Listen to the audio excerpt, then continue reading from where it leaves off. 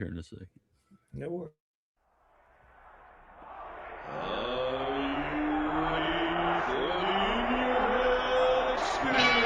I have come here to chew bubblegum and kick ass. And I'm all out of bubblegum. If you want to be a wise guy, you can do it anyway. If you want to be a strong man, you can do it anyway. If you want to be an Indian chief, cowboy, you can do it anyway. You can't do it anymore. The most electrifying line in sports entertainment today. If you smell what the Rock is cooking, beat me if you can. Survive if I let you. I'm figuring and thinking there's nothing to stop my soul man Randy Savage now. I'm the man. I'm the icon. And yes, you can't bow. I am God. The number one show on the net, the these are the best in your head like Goldberg Net. For the punks and the perverts, niggas that'll work with Terry Funk and Not Baker. Check Isman and Barbie, they got the cheap heat, so sit back and have a seat. They got questions from the fans, in your head is the band from Australia to Japan.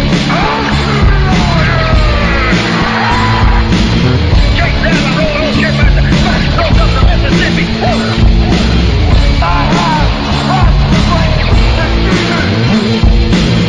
We are bigger. We are faster. And we are all night long. All you idiots, perverts, and fools, be sure and tune in and listen to this show.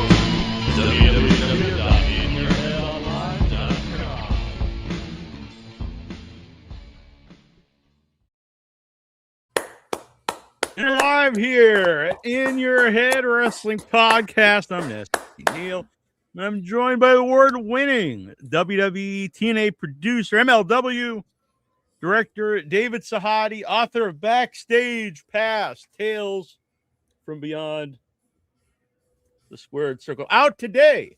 Yeah. No, can I That's say very cool. two things first? I'm sorry. Yeah. Two things. Uh-huh. That opening was tremendous. And man, I felt the thank bass on that thing. That is great. And you ended with two of my favorite people, including the late Don West. I love Ric Flair. Right? I was entertained by that. I wanted to see more. And second thing, happy belated 50th birthday. But Thank you. I didn't know you until like today. So it's like, I'm sorry, but like happy belated 50th birthday.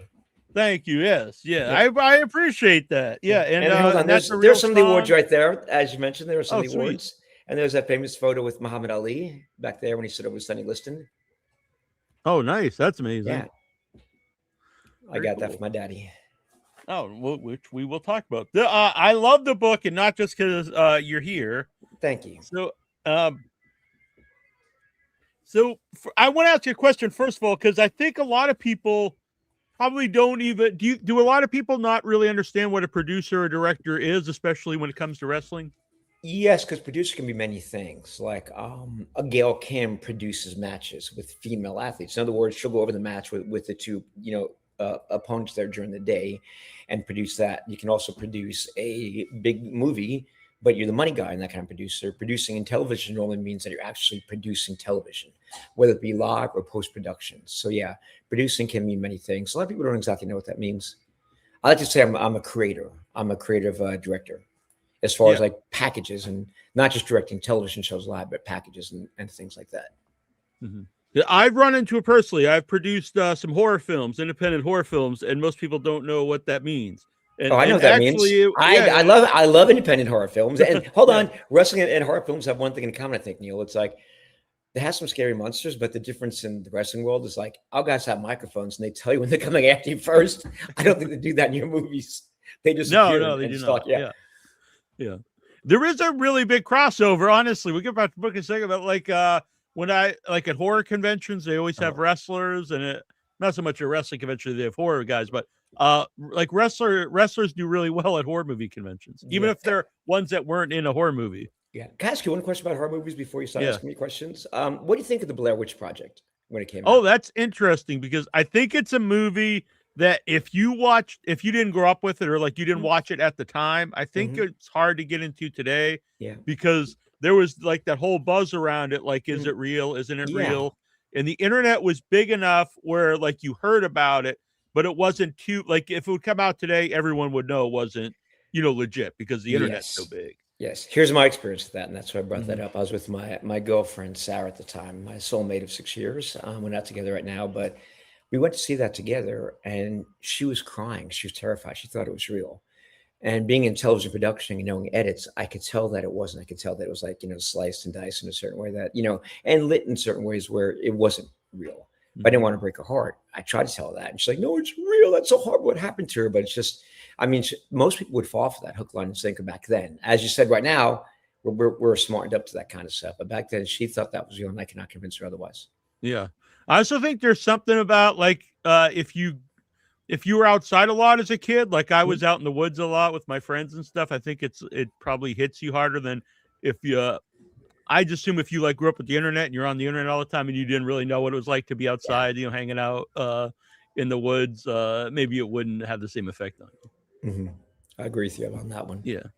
But it's definitely one of the most influential movies. We even saw it in wrestling a lot. There was the Blue Meanie parody, and there were some other things.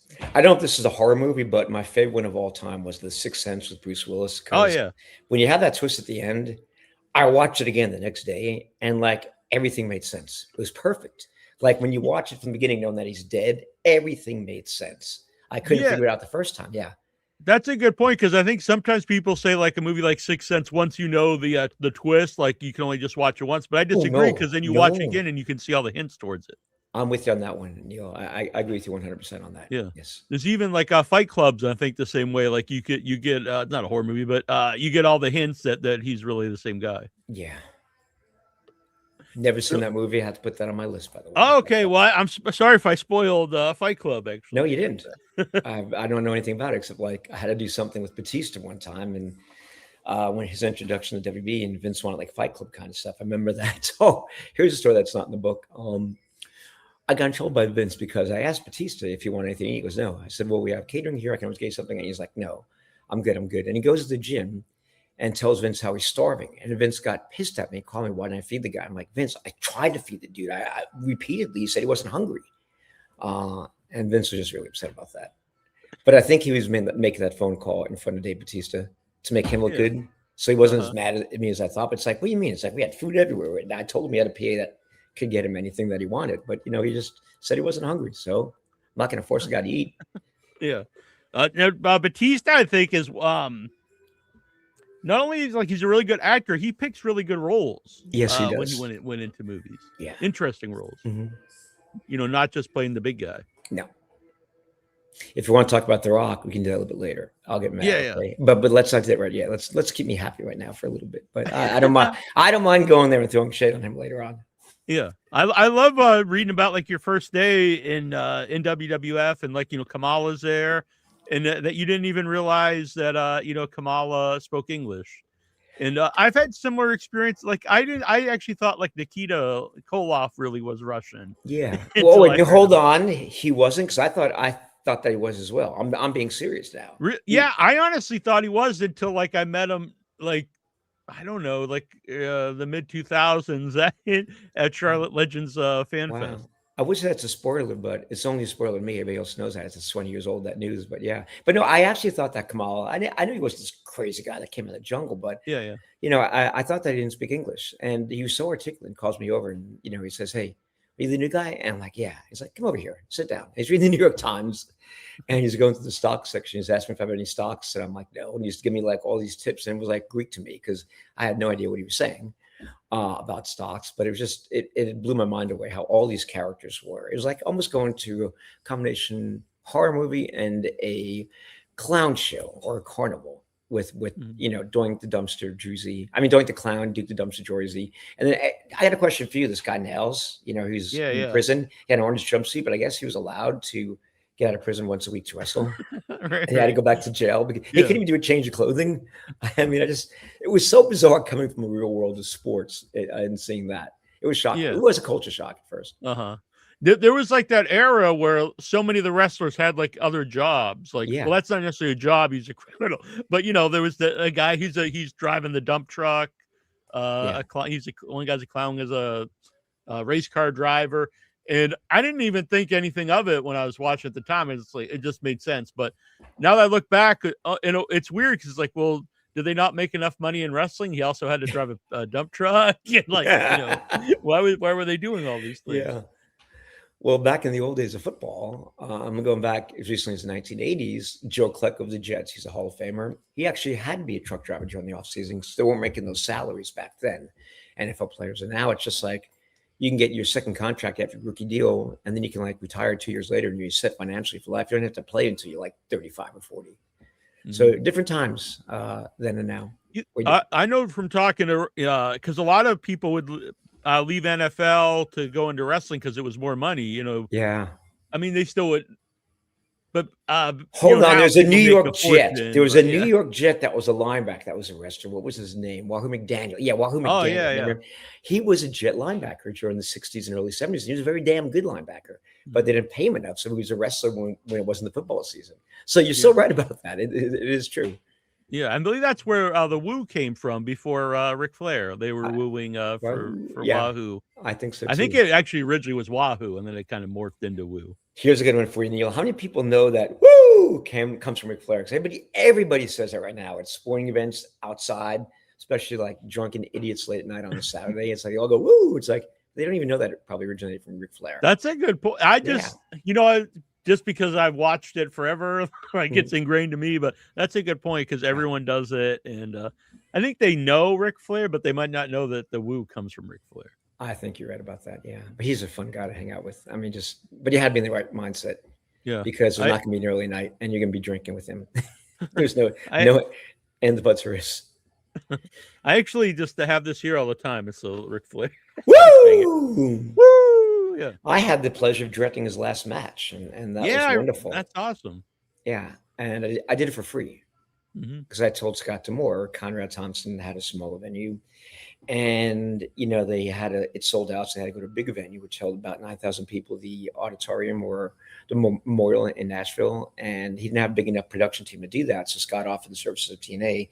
And it's funny because I said to Scott beforehand, before he made that decision, I said, Scott, I love Ric Flair, man. For my TNA days, I would love to work on that show. I didn't work for free if you want me to. And he says, be careful what you wish for. And sure enough, I did for free, but I get to say I directed Ric Flair's last match. So that alone is priceless right there. It is. And I can still text him right now, Neal, and he'll respond like, half an hour later. And always with like a glass of wine, liquor, and a beer emoji. That's amazing. So earlier when you were talking about, it's a weird coming from the world of, football. I hate to say real sports, but the sports world. When you're like putting together videos and stuff, because wrestling is like, there's drama in it. There's also weird, like campy comedy, and I like all aspects of it. That's what I like about wrestling. Yeah. But when you're putting stuff to like packages together, like how do you make sure you get a little bit of all of that so people like get like what the wrestling is? Well, when I joined them in late 1992, early 1993, they were still in that very cartoony kind of stage. And the color palettes they were using were like pink and yellow, and I couldn't understand why. They were these, tropical colors. And to me, it's like I want to introduce the black and the red. I thought that was more suiting for a physical kind of combat sport, or in this case, sports entertainment. And it was simple. I just started to do commercials and packages where I was portraying these wrestlers as real athletes, because most of them are generally real athletes. People forget that, they come from, a wrestling background or a football background, and the first attitude I spotted years later, it starts with, I know what you're thinking. I'm not really an athlete. I'm just a wrestler. Well, I did this, I did that. So bringing that legitimacy to them sort of helped change the culture. And also I was doing things like creating a spot that was in black and white. And I got pushed back so many times with people saying, well, you can't do that. I'm like, why not? We've never done it before. I said, I know, we're doing things differently right now. Look at our ratings. Because that was the era when the ratings were at their lowest, I think, 1992, 1993. They had all the scandals going on. Vince had the IRS. Pat Patterson had his thing. And I love Pat Patterson. But like there's a lot of stuff that was going on that was outside of the wrestling world, legal stuff. And I just want to bring reality to, these athletes and these performers and, legitimize them. And slowly that's what we did. And that led to the Attitude Era, because if you look at the 1990s, late in that decade compared to early, you can see how most of the cartoony characters are gone. Now, it's like a couple, but they're mostly realistic stars like The Rock, like Stone Cold Steve Austin, Bret Hart. There are guys that you can really believe in. And for some reason, The Undertaker, you talk about horror movies, that is one character that I could always fall for whatever reason. You know, it's like even in the era of the Attitude Era when we were real, it's like that character was still believable to me, especially when he went up was a biker, you know, with the bandana. I mean, he's just one badass dude. The nicest guy in real life, by the way, but it's one badass dude on TV, one guy that you wouldn't want to mess with. And the greatest guy to work with because he liked two things, a case of Coors Light and a bottle of Jack Daniels. That's all. And he knew the shoots were sunset to sunrise, nighttime, because that's when the explosions always looked their best. And he never complained. Never once complained. Just a great guy, Mark Calloway. So a wonderful man to work with. Because I always preferred the more gritty wrestling. Like as when I was a kid, I liked the NWA, like because they had like the, you know, the cage was like the gritty cage was more blood and stuff. And so that era is like when I like really get into more. I like WWF too. I watched it, but like that era of WWF is like when I start to really. Now I kind of prefer this. Neal, what decade are you talking about? Because there's a time when I loved it. Yeah. So I mean, I watched everything. I watched all of wrestling my whole life. But so in the 80s, my favorite was NWA, Ric Flair. I love the Horsemen.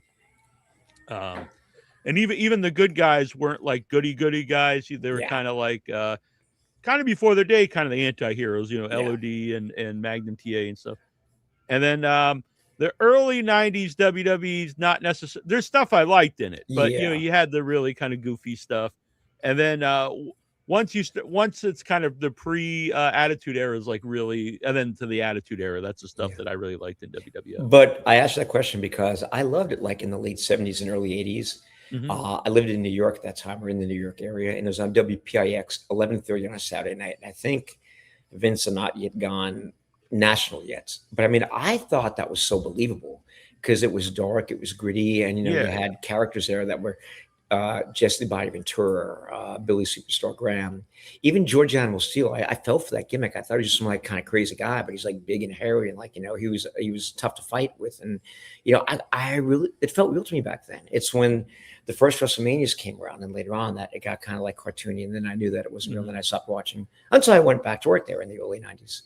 But I love that pre-era too, as you said, like in the early 80s. That's what got me first hooked on it. Yeah, I started watching wrestling with my grandparents, and my grandfather, he loved all the good guys, hated all the bad guys. And I was, and now it's kind of cool to like all the bad guys. But when I was a kid, like my favorites were, I loved the Horsemen, and in WWF, Piper was by far my favorite guy. Yeah. Love that guy. He was fun to be around. Yeah. You mentioned Patterson. So I have a question about Patterson because you have a funny, you know, the first time you meet him, he says a very off-color joke. Yeah. And this is something I've talked about on the show that I've always thought a lot of like the allegations against him are people that take a lot of his jokes seriously. Did you agree with that? Knowing Pat Patterson, yes, because he's such a nice guy. And we became really good friends. And the irony is for my bachelor party back in 1996, everybody from WWE was going to come down there, but something came up. So it's just me with Pat and his significant other, Louie, and like another couple that was, you know, across the way that, you know, it was like 4 dudes and me. And Pat Patterson was like just drinking vodka, giving to me. He goes, "Hey, hell of a bachelor party, aren't you? Where are all the girls?" And this kind of stuff. But he was a great guy. And I think people just took things he said the wrong way. Like I knew of the scandal with him that was going on when I entered there. But when you told me that joke, and that's why I tell that joke in the book, I knew that he was just joking. He wasn't being serious. You know, but it was still one of those things that when you hear that from like Dick Enberg or Dick Ebersol or Bob Costas at NBC, you know, that was just like, you know, my first day there and all these crazy characters and Pat with that joke and Owen stopped me. But Pat was a great guy. And here's one thing that I love. Whenever he was pitching an idea to Vince McMahon and to get to the finish, he goes, "And of this, and of that." He had that accent, that French Canadian accent. And then the crowd, they go banana. I mean, he always did that. They go banana, not bananas. And his passion, his enthusiasm was just fantastic. And like me, he's blunt. He doesn't like hold back. You know what he's thinking if he likes something or he doesn't like something. But just a really great guy. I love Pat Patterson, and I miss Pat Patterson. Yeah, I mean, started the Royal Rumble, and The people that love Pat always have just great stories about him. You know, like Yeah. Bret Hart and lots of Yeah, he and Bruce were pitching Vince to get Shawn Michaels to become a champion because Vince thought Shawn Michaels was too small, and they were convincing Vince. I like that convince, that he was so well liked and had such a great personality and so flamboyant that it would work. And Vince finally acquiesced to that, but they were pushing things before Vince McMahon was there, and that's a lot of things about Vince where he was kind of stuck in the older ways, and he had to be pushed to this and to that. He never got the Attitude Era and why we're doing that until he saw that, and once he saw it, he understood that. But he never got the concept of what we were doing back at that time with the big jumbotron and things like that. Yeah. So yeah, There's a lot of great stories kind of along that line in your book about because you said Vince has to be kept away from or talked out of some of his bad ideas. And he had some really bad ideas. Yeah, he did. And so it's kind of insane. There's a story in your book about when Austin's really starting to get over before they go all the way babyface with him. And he's like, let's bring him back to the ringmaster. And to think that that you would think that anyone would think that as an idea is just insane. Plus, here's my face when he said that. You ready? I'm like this. I mean, there was silence in that room for 2 minutes. Nobody said anything. And Kevin Dunn, his credit, finally said, Vince, the crowd is liking this character. Let's just let the crowd take us where the crowd wants us to go. And Vince finally, stopped. But imagine if Stone Cold never really fully became Stone Cold. That whole attitude might have been different. I mean, we might not have reached the heights that we did because that feud with Vince McMahon it felt so real and it was so good. And it went on for, I think, 2 years, Neal, maybe longer. Yeah. But I knew that we were on the ascension when the Tyson thing happened. And then I'd be going out to bars and seeing people like, hey, you're the wrestling guy, right? I'm like, yes, I am. So I know wrestling is fake, but Vince and Stone Cold really hate each other, don't they? I'm like, oh, yeah, they do. It's like hook in the mouth. And the guy's like, why doesn't Vince just fire the guy? I'm like, dude, you stupid? Vince is a businessman. He's making money off this guy. That's why they can't stand each other, as you said. But, he's making money off him. But people thought that was real. So many people did. I know wrestling is fake, but I'm like, okay, we got him. We got something going on here with this feud and with this character. It was great. So I graduated in '94 from high school, and I had one friend in high school that was really into wrestling. We would talk wrestling. I'd bring in the PWI 500. We'd read it. I got just right there. You graduated in 1994 from high school? Yeah. I graduated in 79. I'm feeling so old right now. Well, you look great. Thank you. I feel great, but thank you. Continue. I'm sorry. Well, I was just going to say, a couple years later, no one was wearing wrestling shirts. And a couple years later, you see Austin 316 everywhere at the mall. You see wrestling shirts at Kmart and, NWO stuff too. It was really weird to grow up with very, very few wrestling shirts outside of wrestling. Maybe a Hogan shirt once in a while. This feels like a fun show. Everywhere. Okay, Neal? Yeah. So I'm going to challenge you a little bit. You can challenge. I'll answer the same question too. That's only fair. What would Neal 316 say? That's a good question. Neal 316. Yeah, I never played this game before. This is great. I'm going to answer this. I'm going to answer as well. It's only fair, okay? All right. Oh, wow. Do you want me to go first? Yeah, you have to go first. Sahadi 316 says, if you fuck with your father, you're fucking with me, okay? I like this. Because my dad was sacred to me. That he was. Mm-hmm. Man, I don't have an answer for this. It's okay. Guess what? We're going to go off the air, and you're going to have 5 great answers, and you're going to write them down and make T-shirts. So it's okay. Yeah. I like this though. I think that's because there were for a while there were a few people doing different whatever 316 and whatever or 420 or I'm going to do a bunch of Sahadi 316s or Sahadi 444. Who knows? Whatever. Yeah. Why not? Have some fun. And isn't that what life's about? Isn't that what wrestling is about? Having fun, being entertained, forgetting about the daily traumas that we have to go through. Just trying to make bills, ends meet and. All the wars are going around the world. Just forget about all that kind of stuff. It's great. Do you remember what your first wrestling shirt was? The first one you bought? I never bought a wrestling shirt, believe it or not, because I didn't like the way they fit. They didn't fit my size. It's just certain body types, have different sizes, and they were cheap at first. So the only ones I ever had were the companies I worked for, WWE, a generic one, a TNA T-shirt, MLW T-shirt. Now Real American gear, Real American Freestyle. So I never really bought character shirts. And I also don't like the big thing on the front. I like something smaller on the front and a big thing on the back. And every pro wrestling shirt has the big, the art big on the logo front. on the Yeah, front. yeah. So that's just not me. That's all. But Uh-huh. no, I don't even think I bought one. I just got a couple for free, and that was it. Yeah. I do remember mine. It was. I want to hear this, It was please. the old school Macho Man shirt. Because the first live show I went to, it was King of the Ring, but before it was the pay-per-view, because it used to be a New England house show, like every annual one. And it was the year the finals was Macho Man and King Kong Bundy. I think it was 86, maybe something like that. And I bought a Macho Man shirt. Oh, the Macho Man. I have one for you. You ready to hear a story that nobody's heard? Because in the strip clubs, who's going to hear about this? But I did a shoot with the Macho Man. It was for the Unbelievable campaign. My cat's getting a little hungry. I'm sorry. Okay. And he was one of the stars in that. And it was it was one of the first campaigns that we did. It's Unbelievable. And like we'd shot 8 spots on a white cyc in one day. And then we went to the film tape transfer to have the film transfer to tape. And somehow we're in Detroit and I have the stuff with me. And Macho Man somehow kind of like took it from me at some point when we were having drinks, whatever. And I said, dude, we're missing the tape. I'm freaking out. It's like, this is an entire day of shooting the day before. I can't find it. Don't worry, I know where to get it. It's upstairs. Let me go upstairs. And he gets me a lap dance and himself a lap dance. And I couldn't enjoy it because I'm stressing out about where were these tapes, but he was just playing a joke on me and he hid them for like 30 minutes.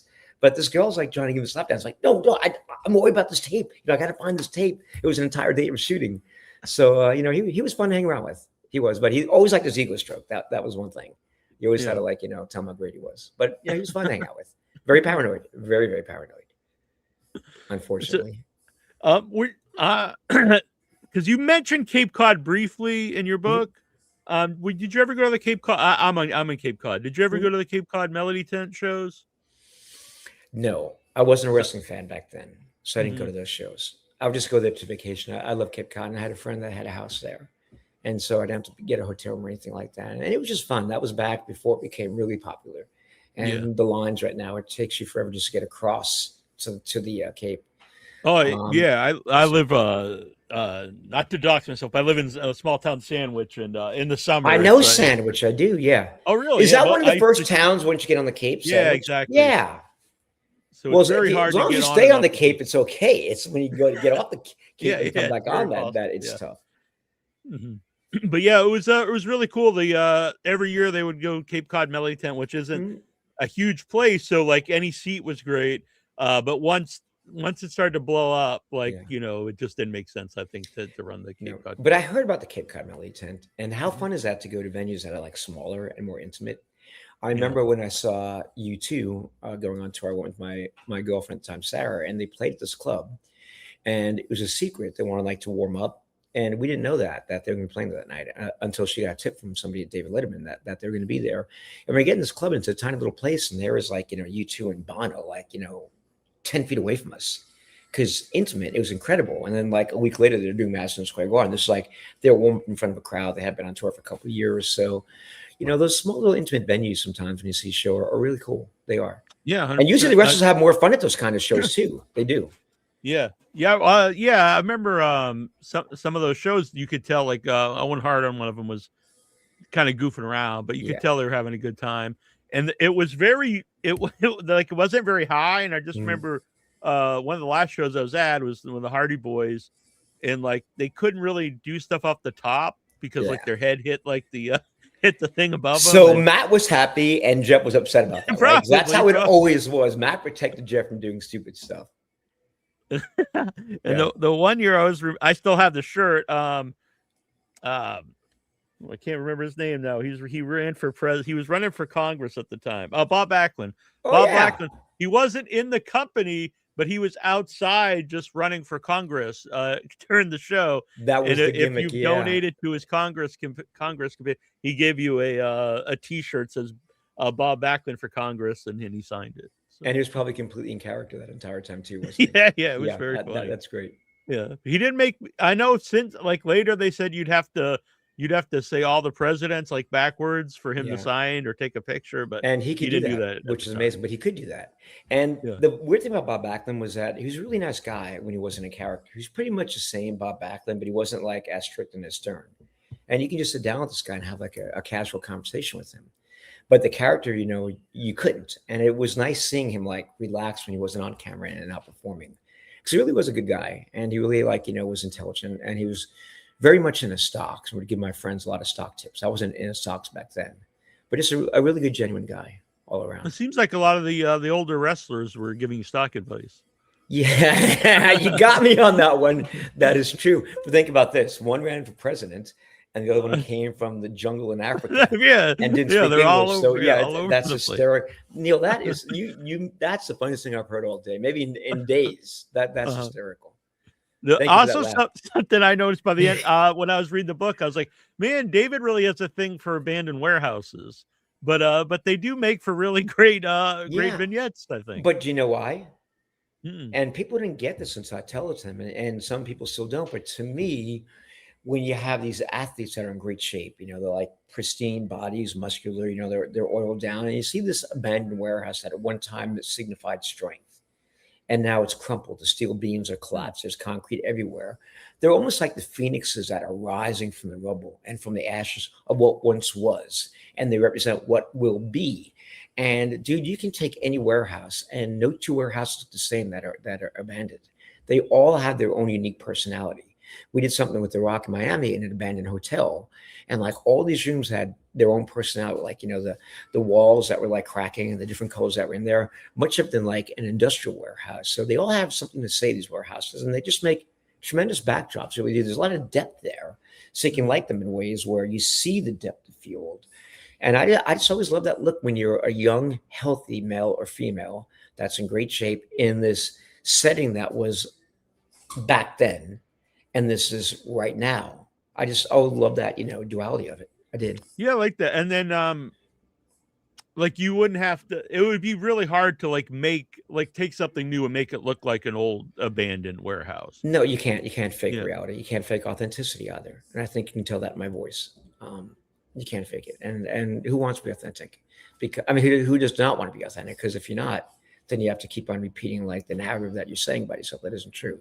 So just easy to be honest and never tell a lie or anything like that. Now you can kind of lie. You can tell the truth, but not the whole truth. And it's kind of like a lie. If somebody called me right now and said, "What are you doing?" I said, "I'm busy.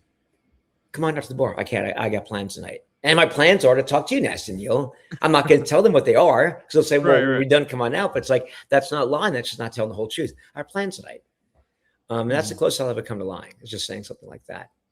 Yeah. You in the book, you mentioned the beginning of the Attitude Era, or the Monday Night Wars, actually, were like the saddest few months of your wrestling career. Because people, wrestling fans know WCW is really starting to take off.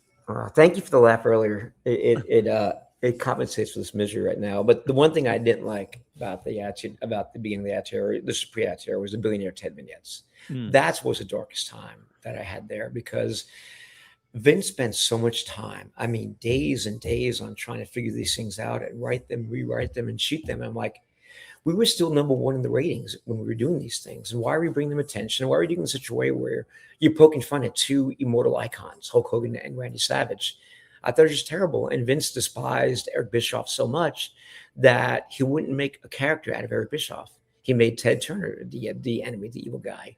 And he was a billionaire that was trying to steal all talent around. And it's funny how right now Vince is a billionaire, depending on how the courts go. But it's just, why would you do that? Why would you spend so much of your energy on attacking them in a silly, campy way, which eventually got mean at the end, instead of investing all your creative energy into making our product better? And that I was tasked with bringing Billionaire Ted to life. I know Bruce Pritchard likes to take credit for that, and also putting him to rest. And Bruce Pritchard tells stories that I wasn't there on the final one when I was right by his side directing it. I couldn't wait for those things to be over. Thank God there were. And then that's when I shifted my gears to the Attitude Era. Hey, let's create our own identity. In many ways, Neal, and you can disagree with me if you want to, but in many ways, Eric Bischoff created the Attitude Era, because he was doing those things where, he was going outside the box, pushing the envelope, and we were doing stupid campy Billionaire Ted vignettes. I'll never forget, here's a very, very deep moment. And every memory you have always has some kind of emotion or historical significance to it. But when they were doing their first live night show, the very first one, To counter them, we were doing tape shows. I think it was 1 live a week and then 3 that were taped. And Vince wanted to voice them over live so that he could react to current events of the day, so it would feel like they were live. And we're in a commercial break, and Vince is there in the audio studio, and you can see the glass window out in the edit room. And Lex Luger appears on their show live, and he was in our show later on in the red, white, and blue. And Vince's face was just ashen. It was just white. He was like, and that's when I knew that we had them. That's when I knew. That's when I knew that they had us. And people, wanted to hate Eric Bischoff. Vince tried to drill us to hate Eric Bischoff. I didn't hate Eric Bischoff. I actually respect the guy. I mean, I was competing against him, but he actually pushed me to be more creative and come with the attitude era ideas that I came up with. So I had 2 great teachers during that time to think about it. This is funny. I had Vince McMahon, who I worked for, and Eric Bischoff, the competitor who I was trying to beat. I had 2 great teachers at the same time. They each told me different things. Vince was teaching me emotion. Eric was bringing in that outside the box, push the envelope. And I combined the two. And in the promotional work, where I was doing that, that's what helped start the Attitude Era. And there was no grand plan, by the way, for the Attitude Era. Mm-hmm. None. It wasn't like we all got into a boardroom and said, hey, what can we do? What actually happened, to be honest with you, and I'm going to tell you the truth, it's in the book, is that Vince came over to the TV studios. The headquarters were a mile away, and had me with Kevin Dunn, myself, Chris Chambers, Adam Panucci, Jim Johnson, his core people, and say, guys, we're getting our asses kicked by WCW. If we don't change things soon, we might be out of business in 2 months. Because at the time, they were taking out a lien on Titan Towers. Vince and Linda, they owned Titan Towers. And that's how close we were to being out of business. And that's when I pitched the Attitude commercial. I know what you think. I'm not really wrestling, just an athlete. Vince hated that idea. And Vince left and said, guys, we have to change things or we're not going to be in business much longer. And Kevin Dunn said to me, shoot that anyway. He'll get it when he sees it. And I shot it, and Vince loved it. And I put the word attitude at the bottom. There was no Attitude Era. I just put that word attitude there. And that was kind of like a spark for everybody, because producers started having an attitude, hey, if we get beat, we're not going to go down without a fight. So people like Adam Panucci, who producing these cutting edge packages, started being more cutting edge, more quick cutting, using popular music that was out there. In the 90s was a great time for that defiant music, that rebellious kind of music, which represented us. And then the creative team is writing more creative kind of stuff. So the Attitude Era just happened organically with one word I put at the end of a spot that was justifying and positioning these guys as real athletes, not just wrestlers. That's how it began. The Titantron wasn't my idea. It was Kevin Dunn and Chris Chambers' idea, and Vince hated the idea. And then they did it anyway, and they showed Vince how, hey, you can just put video, entrance is up there in the screen, or somebody can be backstage and interrupt somebody who's in the ring. And then Vince finally got it, but Vince had to see things that didn't come from him in order to know whether he liked it or not. So we did the Attitude Era kind of like behind Vince's back, with the spot, with the stuff we're doing on the staging and all that. And it just took off, I think, when Mike Tyson came there. Everything aligned at the right time. It was just odd. It's just, it's a domino effect. And if 1 or 2 of those pieces are missing, the whole thing might not have been complete. But again, no grand plan, nothing. Just a word that used the end of a spot.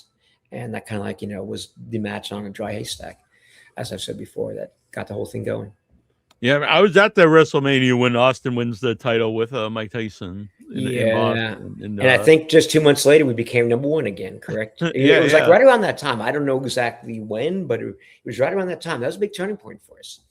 It really was. Having Tyson there was at the right time as well. And I loved how how Stone Cold interrupted Vince and Tyson in the ring. And Vince's like, you ruined my show. You ruined my show. And it was just like, it felt real. I know it wasn't, but it just felt real to me. When things feel real, it's great. And when things are real, that's even better. Yeah, because I was at WrestleMania 11 with Lawrence Sterling. And I had a great time, but to compare the two products from those 2 WrestleManias, it's like night and day. Have you read that story about Lawrence Taylor in my book? Yeah. That's the kind of stuff that the book's about, the moments that don't happen when the cameras are on. And my gosh, I mean, he was a great guy, Lawrence Taylor, at the end. He apologized, and he was really cool after that. But when I had to pull him off that golf course. And I won't go into details since you know the story, but just he came right up to me, he was right in my face and had me up against the wall. And I thought he was going to kill me. I mean, he was so massive looking down at me. Do you know who I am, little man? Do you know who I am? Here's the one thing that was really disturbing, Neal. As I'm looking around like this, trying not to look in his eyes because they were frightening. Talk about a horror movie. I mean, Lawrence Taylor, sweaty, jacked up on a couple of things that he was, partaking in. Whatever, I don't want to guess, but you can pretty much guess, and just angry as hell, sweating in my face, looking down at me, like, you know, hey, little man, I can break you in half. That's terrifying. And all my crew, they're backing up and getting ready to walk out of the room, not coming to help me. I mean, I had 5 guys in that room. I would think that 6 against 1 could like take Lawrence Taylor down maybe, but I had no backup. I had no help. And I just calmed him down. Yeah. And, you know, he had a confusion. That's all. He didn't know exactly when the shoot was. And his agent, I guess, and communicated with him. He just didn't want to be taken off the golf course. That's why he was angry. And I understood that. And he was so cool an hour later the shoot was over. And I made a point to mention at the end, a week later, how when he was training, how good he was to me. So that was just a bad moment he had because he didn't understand why. And he loves golfing. And when I called the agent to say that he's late, so go knock on his door, no answer. Now he's 2 hours late. And he goes, does your hotel have a golf course where you're staying? I'm like, yeah. He goes, oh my, I wish I knew that beforehand. Okay, I'll get him there in 15 minutes because Lawrence Taylor was golfing.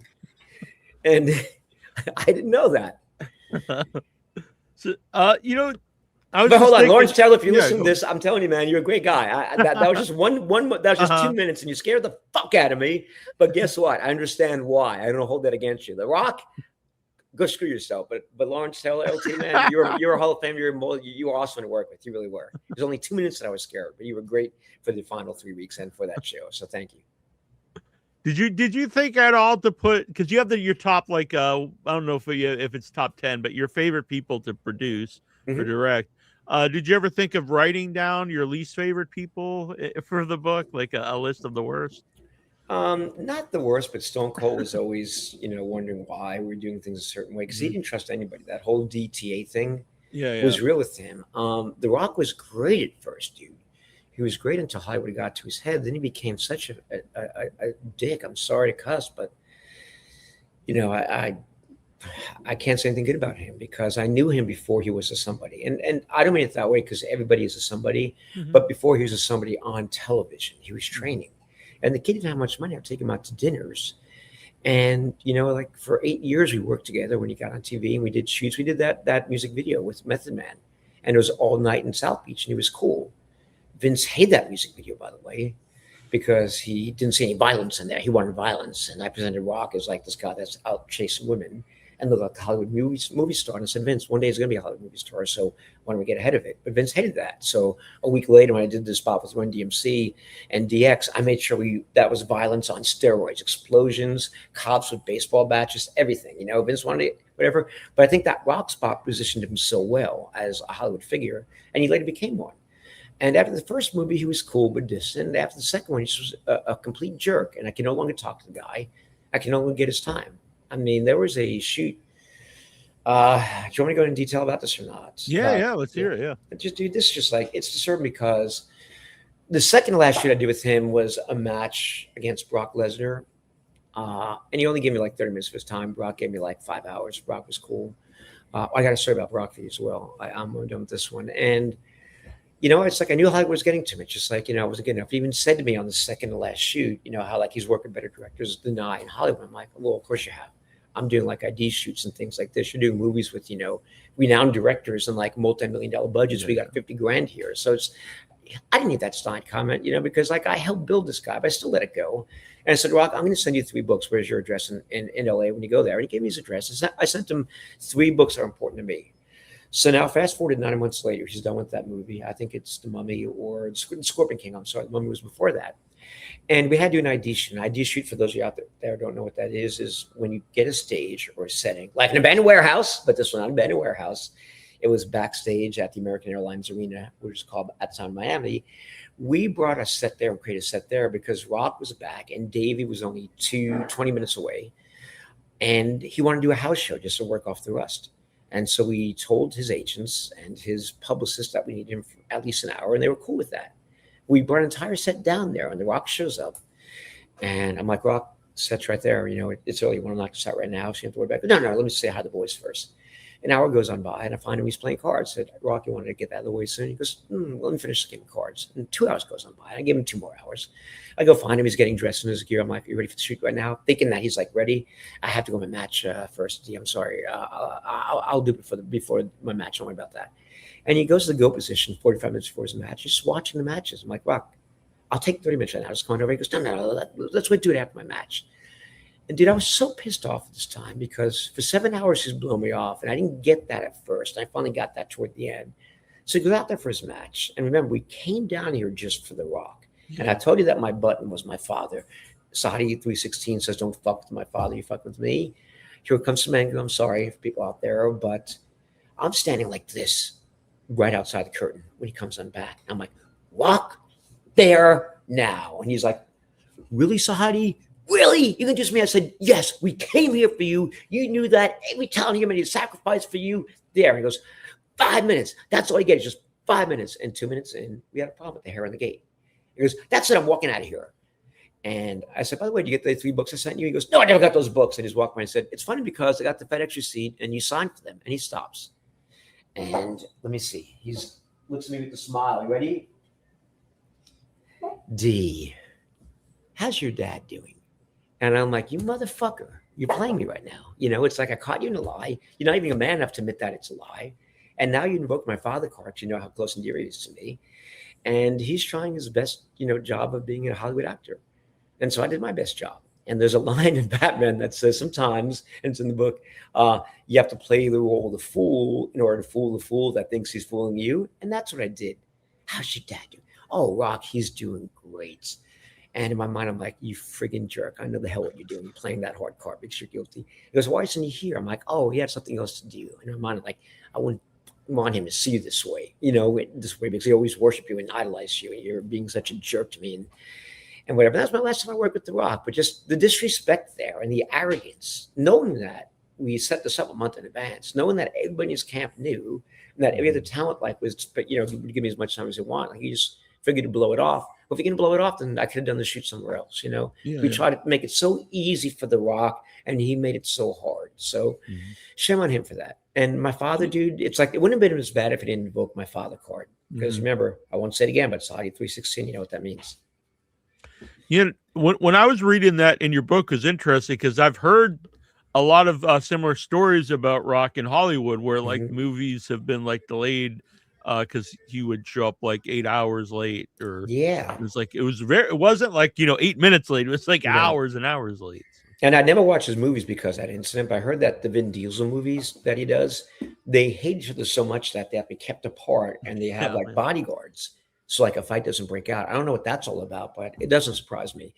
And that's one thing about the book, Neal, is that I don't talk about wrestling matches. I talk about moments and things that happen behind, the camera when the lights aren't on, when nobody's watching. Like The Rock is one of those moments. And it's just like, there's humanity that's throughout the book too, how people handle success. Do some handle it well with humility, like an Undertaker, like a Stone Cold, like a Bret Hart, or do some become like The Rock? How about those that don't get the spotlight shined on them brightly and don't get that major push? Are they bitter? Maybe they had a taste of it and just a little taste of it and angry, or do they act with, dignity and class? And it's how people act when they're not in their characters. So there's a lot of humanity involved in the book, and mine too, because I learned how much I put in the business at the same time, how much it took away from me. So it's more of a story about us. I think you have to be a wrestling fan to enjoy this because you'll find yourself in these pages if you know what it feels like to suffer loss or suffer some kind of tragedy or adversity or anything like that. It's how people react to adversity. We're all going to have that, Neal. Something's going to happen to us that we don't expect, and it's how you handle that. Some handle it well, and some don't, and that's true with any everyday life. That's why I think people can read this book and just find themselves in the pages because it's about how you deal with situations and with lives. Yeah, I mean, the movie The Rocky, like you don't have to be a boxing fan to understand Rocky or get into it. You're so right about that. It's a classic underdog story. Rocky. Yeah. So, are there any guys that come to mind that like you thought should have had like more airtime? Like man, this guy's really good to direct, or there's something there, but just the company didn't see something in them. Owen Hart, he started getting it towards the end, but Owen Hart, there are a lot of good talented people, but yeah, in a generic answer, I love that dude, and thank God I was not there when that moment happened. That would have been terrible because I loved Owen. He was a great guy. So yeah, let me just get my thoughts because that's it's a horrible loss that we had. Even as a wrestling fan, it was after Brett left, it really felt like Owen was going to get this giant push with against the DX guys, and it started, but never really went he anywhere. was starting to get that push. And here's, I talk about humanity. Here's a great thing about Owen Hart. This is not in the book, but as he's falling, he knows that he's probably going to die, but he's concerned about the people down below. He's like, watch out, watch out. I heard that. I think it's true. I don't know what you heard, but like he's more concerned about the people that are there in the ring that he might fall on top of, than himself, because he knew like he had an ultimate fate that was going to be, if not dead, probably crippling or something like that. Just a really, really great guy. He's one that didn't get the spotlight, in time, but he handled the fact that he was Owen Hart perfectly. He was, satisfied, being Owen Hart. And I can only imagine if he got that big push and was a champion, how, the champion, how, great, he would have carried that. Would have carried that with dignity and with class and with humility, be humble. Because I always heard that the belt does not mean you're the greatest one out there. Sometimes people need the belt to make you great. It's like a prop in many ways. It's like Andre the Giant had the belt, I think, only once against Hulk, or didn't have and the only belt, for but it's a like, few seconds. yeah, but he never needed the belt because he was Andre Yeah, the yeah. Giant. He like had that. So if somebody's like almost that level, you put the prop on them, the belt, and it's kind of like it takes them to that top level and that top tier. So yeah, it's just because Hulk Hogan, obviously Hogan's like the biggest wrestler and stuff, but if he wasn't the champion during that era, like I don't know if it, I don't think he could have worked without being the champion. I think you're right about that. He did have a big ego back during that time. And I like to talk about somebody who's passed. I'm not going to say anything about Hulk now, because I had great. I'm talking about me, not you, Neil. Okay. Because one thing that really bothered me was that when Hulk passed, Terry, let's just humanize right now and say Terry the Summer. There are people that are actually happy and like telling bad stories about him. It's just like, dude, it's like he's got family. I mean, we found out about this just less than 24 hours ago. Just like save the dirt and the slander for like at least a week. Just like don't do that right away. I mean, that is a human being who died, a human being who affected a lot of people in a positive way. Yes, maybe in a negative way as well, but a lot of people in a positive way too. And just like hold the vitriol for like just 1 week, just have some decency. And I just heard so much that I couldn't even listen to the testimonials anymore because I didn't want to hear the negativity that some people were saying. Mm-hmm. A lot of wrestling fans were the same way, like on social media. It was like, but the man's dead, dude. It's like, say if he's like, if he's out of a career or he's bankrupt and lost his money, fine. But I mean, the dude passed away. Yeah, it's just shame. I mean, you could just not say anything for that's the best thing. Oh yeah, and to me, it's like a week later. Well, say what you want to say because now the emotional loss isn't as painful to most people. It's still painful to some. When my father passed, I was ready for that, or so I thought. When that moment happened, it's 100 times worse than I thought. So for somebody who's close to Hulk Hogan, Terry Bollea, really close, it's like that loss is months, years. It's forever. Mm-hmm. So yeah. Was it hard to write like the chapter about Vince McMahon because like so you don't know anything about like all the allegations against them, so you don't know if they're true or not.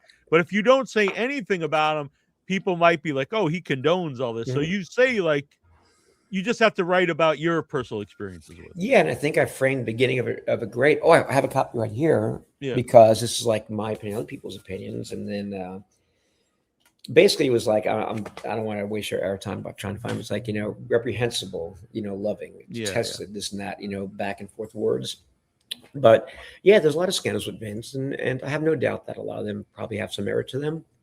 I'm not going to judge them on that, but I only judge people on how they treat me, like on how you treat me on the show, Neil. And I freaking love talking to you, by the way. It's like a cool dude. I have a great time. Love to go out and have a couple of beers with you one night. You seem like that kind of guy, and just kick back and like tell stories, but. I can only evaluate Vince by how he treated me. Yeah. And I'll use my father as an example. And I think that's fair. Yeah, it's a horrible example. If my father murdered somebody like in a moment of rage or whatever and killed somebody, he's still my father. I'd still love him. So Vince treated me like unlike anybody else. I was his golden boy because I brought all these new ideas there. And I was a one NBC person who survived the coup of Cameron Dillon. He got rid of all the NBC people, including John Filippelli. And Vince was proud about that. And he loved my creative ideas because I was thinking outside the box before he was. And he would love whenever I'd have these one-on-one meetings and pitch things to him. So I was kind of like the son that Vince never had, the golden boy. So I can only talk about Vince from my personal experiences with him. I can't go by hearsay or what I read in the news. I'm not saying it didn't happen. I'm not dumb, but I'm just saying I was not witness to that or privy to any of it. So why would I bash him for that stuff if I never saw that? He treated me great. And I think that's why it hurt him so much when I left because Kevin Dunn only gave him, a few days notice when Kevin Dunn knew for 2 months I was going to go and told him to tell anybody, including Vince. And so if you're in Vince's mind, think about this, Neal. If you're in Vince's mind, here's David Sahadi, the one guy who did everything right by when he was treated a lot of other people. The one guy did everything right by that he's proud of is the one guy that leaves him. That's got to hurt on a human level. It does. It's got to make him question what's wrong with me. I tried to be right by this one person and he left me. It's just, I can understand why Vince was very upset at the time when he would look at me the last 3 days there. But if he knew the whole backstory, he'd understand. And if he knew the whole backstory, I probably would have gone back there 3 or 4 months later. But things happen for a reason, and I regret nothing. I've never made a mistake in my life, by the way, Neal. Never once. You know why? Oh, I made like 5 or 10,000. We all have, but I learned from my mistakes. So to me, mistakes are what you take from them. You become a better person from them. You learn the lesson that's inside that mistake. So whenever I fuck up or make a mistake or upset somebody, I never thought how that might hurt them on that perspective, being in their position. And I'll apologize and learn never to do that again. But it's just like we all make mistakes. We have to learn from them. And that's, to me, a key in life, just treating them like lessons to be learned, as opposed to like, I regret 10 years ago I did this. I have no regrets. All that matters right now, Neal, is this moment on, what you do, what we all do in life, this moment going forward. Doesn't matter about our conversation 10 minutes ago. It's this moment going forward. You can create your own new world, and you can change people's lives for the better if you choose to. We can make people miserable. But my saying is, kindness is free. Sprinkle that shit everywhere. Why not? I like that. Yeah. I won't go into it, but I got very sick several years ago, and then I got healthy, and it did change my outlook to be like, not hold grudges, and while I'm here to be with people that I love to be around and do stuff that I love. Wow. So getting sick, you learn something very powerful when you're sick. Yeah. That's a great thing. In a way, that was a teacher for you, getting sick. Maybe you had to, and we won't go into details about that because it's personal, I assume. But, maybe that was a way of you realizing and getting to a better, higher version of yourself now than you were back then. So, sometimes things happen in life that way, where like the universe, it's like we're not doing things how we should. We're not doing things this way or that way. And like it shakes us and gives us some adversity to, teach us to like get back on our true path and who we really are. I know I'm getting deep right now. I apologize, but I'm tend to be a deep person. I like that. And so I did have a question about someone, because he's referencing the book, but not very a lot of detailed stories. And you were around him in WWF. And TNA, and that's Vince Russo. So is there any reason why like there's not like too many Vince Russo stories in the book? Maybe none. Because I know that he's very controversial, and people either love his style or hate his style. And I love to have his ideas, and I hate the other half of the ideas. And he had more bad ideas than good ideas. When he was a Vince reined him in. When he's a WCW, I think he had more bad ideas. I mean, when he did TNA, I saw one show where there was a little person in a garbage can, like self-pleasure and stuff. And I couldn't watch that anymore. That was just like, I don't like that kind of stuff. But Vince Russo, to me, we're great friends. He's a great guy. He's got a great heart. He cared and he tried hard. So it's just like somebody who cares and tries hard and is not being malicious. Maybe just some ideas are tasteless. It's just like, I don't want to, complain about that guy, because enough people complain about Vince Russo already. So I'm not. There's one and guy as a person, he's a good friend because but we would talk about things other than wrestling, which was great. We would talk about books that I was writing and like spiritual stuff, not religious, but spiritual stuff. So I enjoyed Vince as a person, and I wasn't close to him when he was writing stuff. So it's like I didn't know all the writing stuff. But I mean, he was a big part of the Attitude Era, because he brought some great ideas there too. So to me, it's kind of like RAF. We become so popular right now, so big. We're 2 years ahead of where we should be, Eric Bischoff says. We've achieved so much success in 6 months, but our backers were a high-risk venture, like capitalist, whatever you call it, I forget. But it's like if they get 2 or 3 hits that are big payoffs, it compensates for the 7 losses. So maybe that's how Vince Russo was. Like his 2 or 3 great hits made up for the 7 or 8 bad ideas that he had. But those 2 good ones that he had really changed a lot of the business, really gave us memories that remembers. So, what does a baseball hitter hit? If he hits 300, that's like he gets 3 hits out of 10. That's a good batting average. But in pro wrestling, you have to be 8 or 9 out of 10, not 3 out of 10. Maybe Vince is 3 out of 10, but those 3 hits he had were home runs. Is that a good way of describing it? I never described before. No, but I agree. I said this on the show many times. I always think, like, if you're gonna fault him for for bad writing in other promotions. You have to credit him for a lot of stuff in the Attitude Era, because Absolutely, dude. it was a huge Yeah, it changed wrestling business. it did. It really did. Yeah. And he's been on the show a few times. I don't know if I froze up. But, Yeah, and again, I love him as a person, dude. I talked to him a couple months ago, and we don't even talk wrestling, which is great.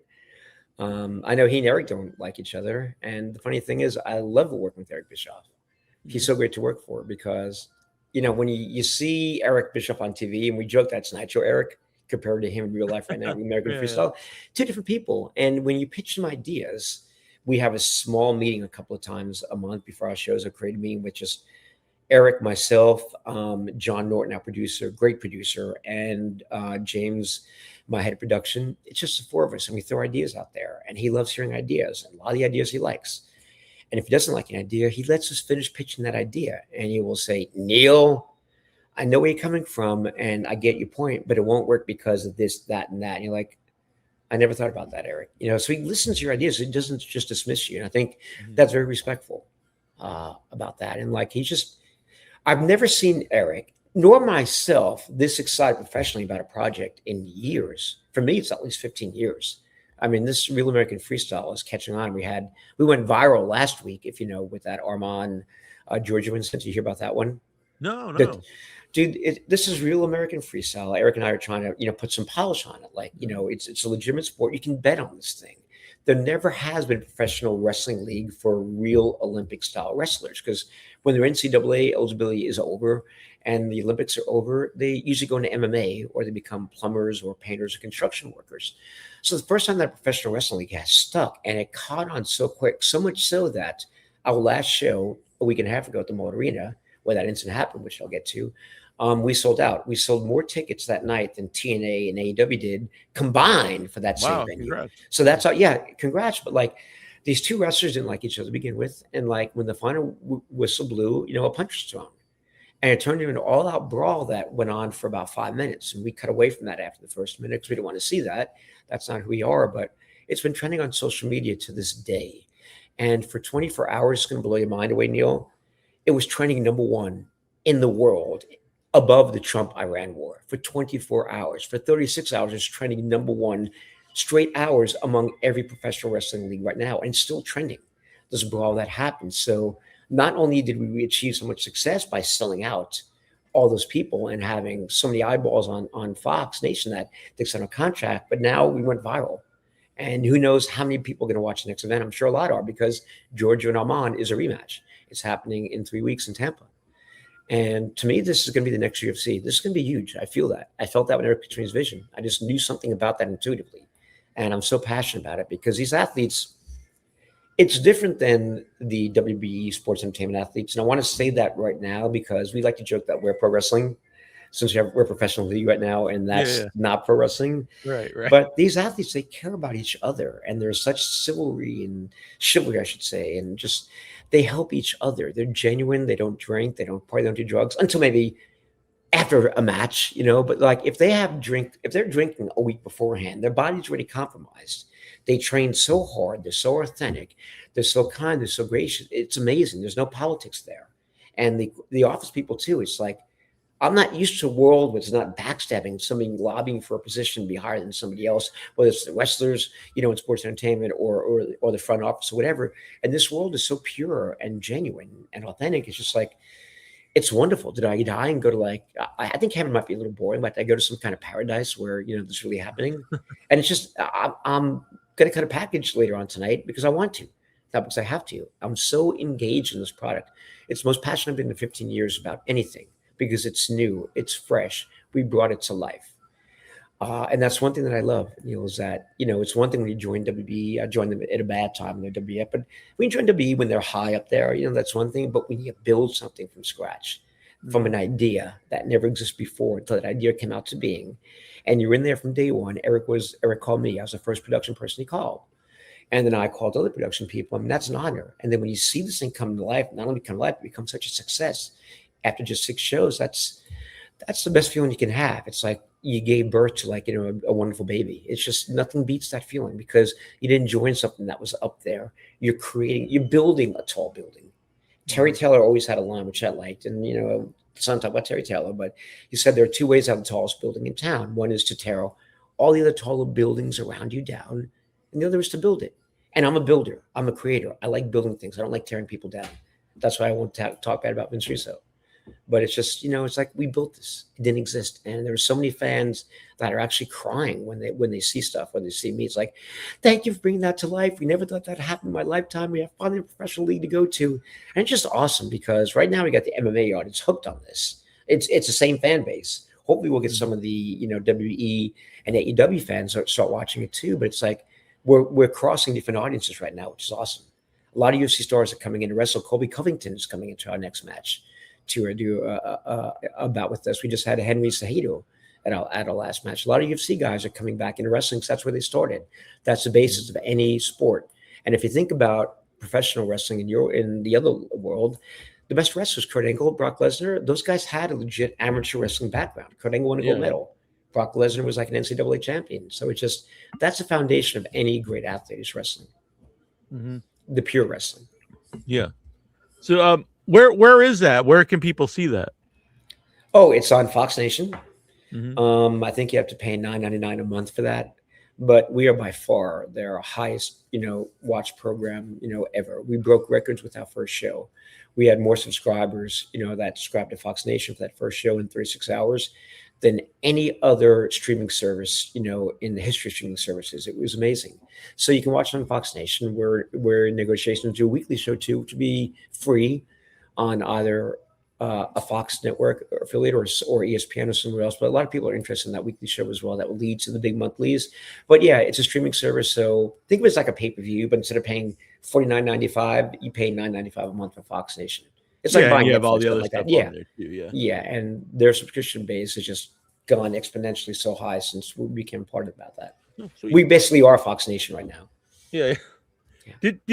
Did Eric ever try? Did he ever talk to you when you were in WWF, WWE to try to get you to go to WCW? No, he didn't know me. He knew of my work, but didn't know me because we had a meeting with the Real American Freestyle Athletes. It's like I've known David for 15 years, and he's going back to the TNA era when he was there. Yeah. But I knew Eric as the opponent, that we were trying to beat. And one thing about wrestling is you notice that there's never any credits at the end of the show. Most shows have credits. And the reason why is they don't want good people like a Kevin Dunn, a Chris James, and David Sahadi to be seen by somebody else out there and poached from them. So it's just like, he wouldn't know who David Sahadi was back then. We didn't have the internet back then. So, it's just, but, it's like when I met Eric at TNA, I was afraid to meet him.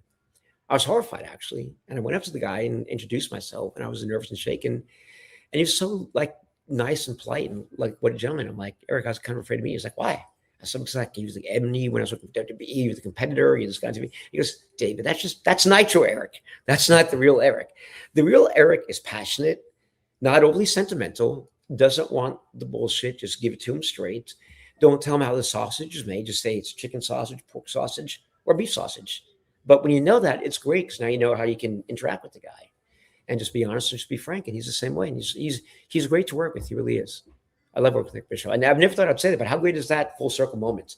He was once the opponent, and now he's a partner in this venture that we created. And I think it's beautiful irony. Mm-hmm. No, since you weren't like a wrestling fan, and you picked Classy Freddie Blassie as one of the favorite guys to work with. So did you know of him like beforehand, or do you meet him for the first time? No, I knew him from the late 70s and the early 80s when I was watching it on that local station in New York, and he was a manager with the cane to like hit people over the head with the cane and still do the nail file thing. And I didn't like that guy. I detested him actually. And I worked with him for the first time on a takeoff of like, when the bowl games on New Year's Eve, we had a show Raw that was on that New Year's Eve. So we called it the Raw Bowl. And he was like the coach giving an inspirational speech. I just fell in love with the guy. I'm just such a great guy. And he needed to have a purpose. One thing we don't want to ever do when we get older is just feel irrelevant. So I always try to think of concepts where I could use Freddie in and, different, even if it's just a voiceover and not like being on camera in a spot or doing something else. And I always try to find work for Freddie. And I think that extended his life a bit because when you feel like you don't have a sense of purpose or you're irrelevant, then you kind of like lose your desire to live. And that's one thing I mentioned last night on a podcast for the first time, and it resonated with me. It just came out. But it's like every legend that I met, they all share one common fear, and that's the fear of becoming irrelevant. And that's true. And that's how I'll work until the day I die. Hopefully it's 25 years from now. But I don't want to be retired and sitting around the house watching TV. I'd be bored out of my mind. I want to always create. I love creating. People say, what are your favorite TV shows? I watch sports. I love the NFL. I like good movies. Other than that, I don't watch TV. I create TV. I make TV. And I love doing that. Yeah. And that's one of the things about wrestling, I think, that you can't really recreate in another sport is like the legends, like Sting was still wrestling and doing very cool matches, into his like 60s. Yeah. Troy Aikman's not going to come out and throw a touchdown pass for the Cowboys or something. You know what I mean? Or Larry Bird's not going to come out and shoot a three-pointer for the Celtics. So so I think that's a cool part of wrestling that, the guys can still come out there and have a fun thing. Or, Blassie wasn't wrestling, but still can be a big part. We don't want to see our legends fade, get old and die, So it's I mean, the longer they can be around and be relevant, it's a great thing for us all. I agree with you on that one completely, Neal. That's an awesome point. Yeah, and it was always, I remember as a kid, like people would come back and I didn't necessarily know, like Bruno Sammartino comes out of retirement. And like I didn't watch him wrestling when he was champion, but they talked about him so much. I'm like, oh, he must be a big deal. And I remember he comes out for retirement against Macho Man. It was like in Boston Garden in his cage. And I have a theory about Bruno Sammartino, and I have no evidence to back it up. I have a theory. He was Italian. Been seen at a lot of shows in New York. The Mafia was prevalent in New York. Why was he champion for all those years straight? I mean, he deserved to be, but it's like he never lost the belt, and people would go there. I know all these Italians that would back in the day that did have connections to the Mafia. They'd always go there to see Bruno. How did Bruno do? And it's just, it's just I don't know. I'm just saying that I don't have no evidence whatsoever. It's just and I hate conspiracy theories, but that's the only one I have right now. Okay. Yeah. He was there for so long, New York, Italian. Maybe they told Vince Senior, hey, you know what? Keep this guy. You got to keep the belt. Yeah.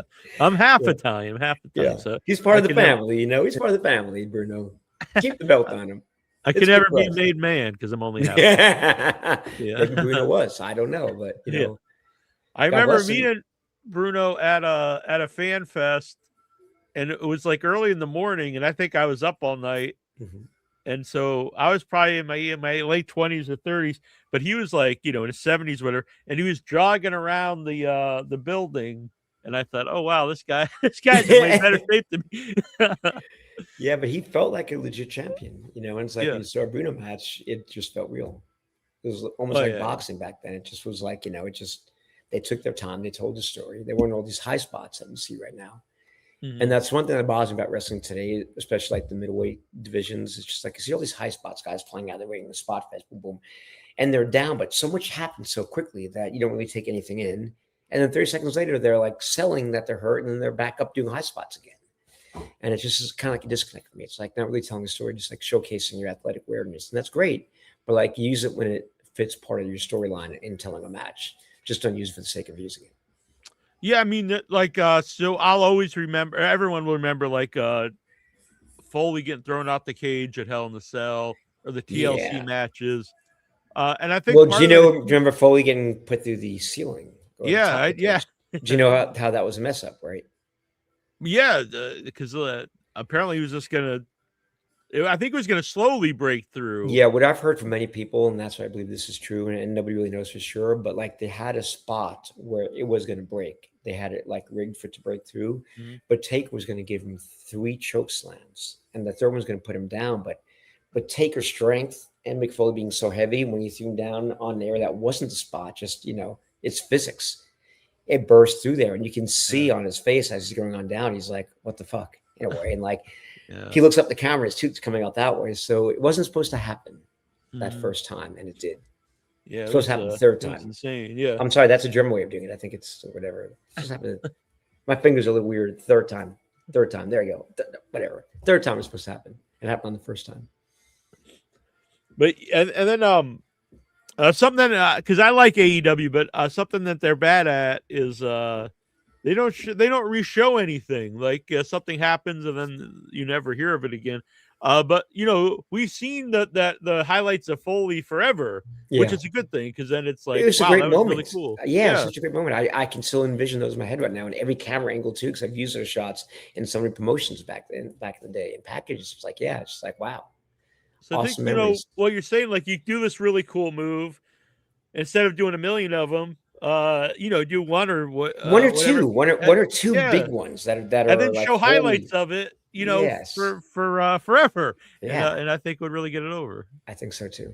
I do. I think they need to do a better job of storytelling in this day and age. I think that's one thing that's lacking is a good storytelling. So everybody likes a good story. And in the work that I do, no matter what I'm working on, whether it's Real American Freestyle or a freelance project, I like to tell stories. I like to get people engaged and evoke some kind of emotion out of the viewer. So storytelling to me is kind of like fading right now in pro wrestling. It's just kind of like it's there, but it could be deeper and better thought out, I think. That's just my opinion. Yeah. So how do you tell stories in wrestling where like the matches aren't predetermined? They happen themselves. Like that fight that broke out, the real fight last week, to have a rematch. I mean, that's a storyline right there. Colby Covington was at our show 2 weeks ago, and he was, 2 shows ago, and he was battling a guy named Luke Rockhold, 2 UFC legends. Everybody knows who Colby Covington is. He's got a great social media presence. And Bo Nickel was on that card, and he was the second to last match, and he went on social media and he was dissing those guys, saying how he should have been in the main event because he's a real wrestler. And these guys are UFC heroes that do have a great wrestling background, but he thought that he should have been in the main event. And dude, they went off on him in that press conference. That was real heat. They went off on him. They went off on him on social media, and that's a storyline right there. I can't wait to see that match. It's either going to happen in UFC at the White House this summer or on RAF, but that's legitimate heat there. So since we're not the Olympics and we encourage people to be themselves, and you're mixing people that are from rival schools that maybe never met each other because of the generation or because of the programs they were in, then there's a year difference apart. We're making these dream matches right now. We're getting together UFC guys against wrestling, real wrestling guys, and just they're dream matches, but there's legitimate emotions between them. So these storylines happen organically, and I think it's great. Wyatt Hendrickson, our heavyweight champion, wasn't eligible to compete because he still had to serve in the military, but Donald Trump gave him a presidential exemption. I'm not talking politics here. I never do because I don't watch politics right now, but I mean, to get an exemption from the President of the United States, and he won. And this guy's like unbeatable. He's a phenom. WWE would love to have Wyatt Hendrickson right now. And he's like, I don't want to go there. He goes, I got 6 good years in my prime, and I want to beat everybody legitimately that comes in my way. So he's there to prove his storyline is like, nobody can beat this guy. He's massive. He's strong. He's athletic. And here's one thing that amazed me about these athletes, Neal, is that the athletes in Real American Freestyle, even the heavyweights like Wyatt Hendrickson, he was facing a guy named Mason Paris, who's a fellow Olympian as well. And, if you pick somebody up, and there are body slams in wrestling, by the way, and you take them down and they land on their back, that's 4 points. If they land on their stomach, it's only 2 points. So Wyatt Hendrickson picked up Mason Paris, and both these guys are over 240. And as he's getting ready to take him down, Mason Paris, because he's so agile, and they're not on any kind of, supplements or whatever, he's able to twist his upper body so that he lands on his back while his lower body is still like facing that way, almost like a that. And in a fraction of a second, that's how instinctual and how athletic these guys have to be. They don't do a lot of weight training, do a lot of endurance training and strength training, but not with the weights, because you don't want to lose that agility and that flexibility. It's important because for a big guy to be able to do something like that with half his body, that was just incredible. Seeing that moment in slow motion, just absolutely incredible. It happened like a fraction of a second, and that's instinct. And again, you can't be compromised. You're drinking, on a Friday night, the week before a match. This sport is so intense with the training that's going to affect you 7 days later. You and I, it wouldn't, but for these guys, it will. You can't have a slight pain in your calf or you're going to lose a match, because when you're doing 100% like this, when they're in those kind of like holds, they're giving 100%. If you feel like a little crumble somewhere or somebody trying to make a move, instinctually they turn that around on you and take you down. So they train 6 hours a day, 6 days a week in the final 2 weeks leading up to match, all for a 6-minute match. That's how intense it is. And they really are the most elite athletes in the world. And I think with us bringing out their personalities and their characters and getting them to speak, because like this just happened at the first show that we had in Cleveland, our inaugural show, and now it's just continuing and multiplying. People are calling people out when they win matches from the UFC, from somewhere else, and I love it. And they're accepting the challenges, so it's freaking awesome. Like somebody's calling something that they hate from the UFC, and it's just like, fine, match on, let's do it. Let's sell it at RAF.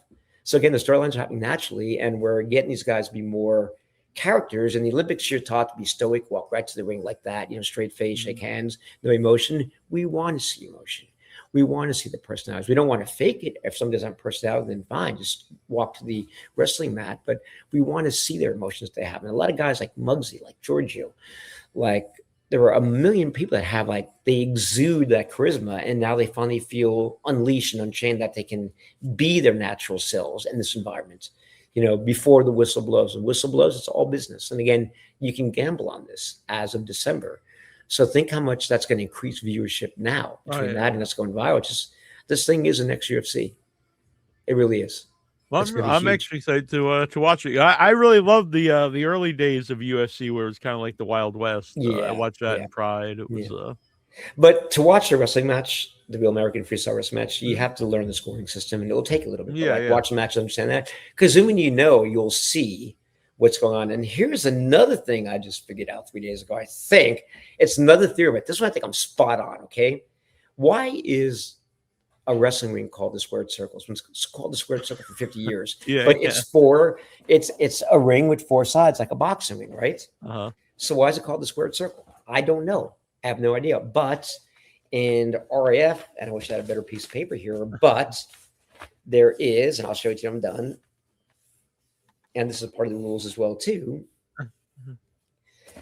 There is a circle within a square. And in that circle, if you get pushed out, you get a point or two if you push your opponent out of there. So you want to always stay in that circle. So there is a square around that circle. It's always been that way in this kind of wrestling. And it's interesting because there's a lot of strategy too. If a guy ties a match in RAF, they automatically win. This one guy, Jordan Oliver, he was taking on Real Woods, who's number 2 in the world in his weight class in wrestling. And he was down by a point. And with 26 seconds, what he did was, they were both lefties, but he shifted to like a right-handed, stance to sucker him in. He only had 26 seconds to get a point. And Real Woods fell for that. He took the bait. It's like, the strategy is great. And he went in there and Jordan Oliver got him. So he goes, okay, if I take him down, I get 4 points. If I push him out, I win 1 point. Either way, I'm going to win. And he tried to take him down. And when he saw there's only 6 seconds on the clock, he went for the push out and got him with like 1.8 seconds to go. So strategically, he's thinking, okay, now I'm going to there's so much chess in here. I'm going to shift my positioning and be a righty. And the guy saw that and instinctually took the bait. And he shouldn't have. He should have went out the clock, and he didn't. And he lost because of that, but just a couple seconds ago. And it was just tremendously exciting when you understand the rules. But there's a circle inside that square. I think that's why they call it the squared circle. Well, I could tell you're actually really excited about this. So I am. Were you into collegiate wrestling before this? Never. Or was it never. your involvement in this? Never. I didn't even care to watch it until I got involved in it. And when I started watching and understanding it, I became really interested in it. And once I was there, in Cleveland, August 30th, I won't forget that date. That was our first show. It's I didn't really understand it until that night. And then you felt it. You felt their passion, how much commitment they have for their desire. I mean, they live, eat, breathe wrestling. It's like wrestling families, they consume by that. Their training and their dedication. It's just awesome to see. It really is. There was a lot of questions. I'm just going to grab a couple here in the chat. Did Mr. Fuji or Mr. Perfect ever rib you? Yeah. Or were you a witness to anything? Well, they're both passed right now, so they didn't rib me, but Mr. Fuji was always just made me crack up. He liked me. He'd make me laugh. And Mr. Perfect, well, he'd like to give something, a pain medication whenever we're out drinking. And that's why I called him Mr. P for Percocets. And it's sure, I'll take one. Why not? And next thing you know, you're hungover the next day. He's passed. But he didn't do that in a malicious way. It wasn't like he was giving you something you didn't want. It's just hey, I got some candies. You want some? Sure.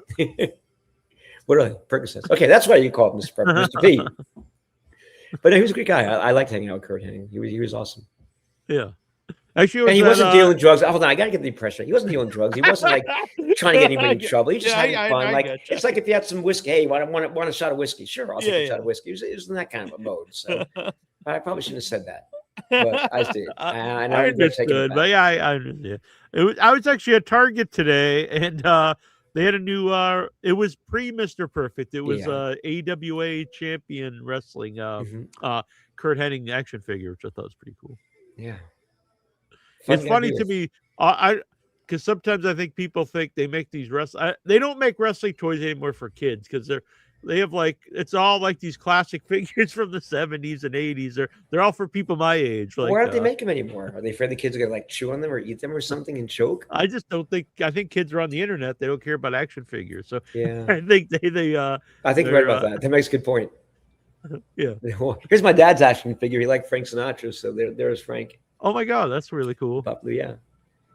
So, by the way, I have to bring this up. You're wearing an amazing jersey, which I heard the story about before we went live. If you want to share that, I'd love to share it. My dad, for all that know, and I won't get emotional this time about anything, but he was my greatest friend. He was more than my father. He was my best friend. He was my mentor, my light, my guide. He got me my start in the business at NBC, but he was friends with Joe Namath during the 60s and 70s. And because of that, he was the only writer that was allowed on the field during the Super Bowl.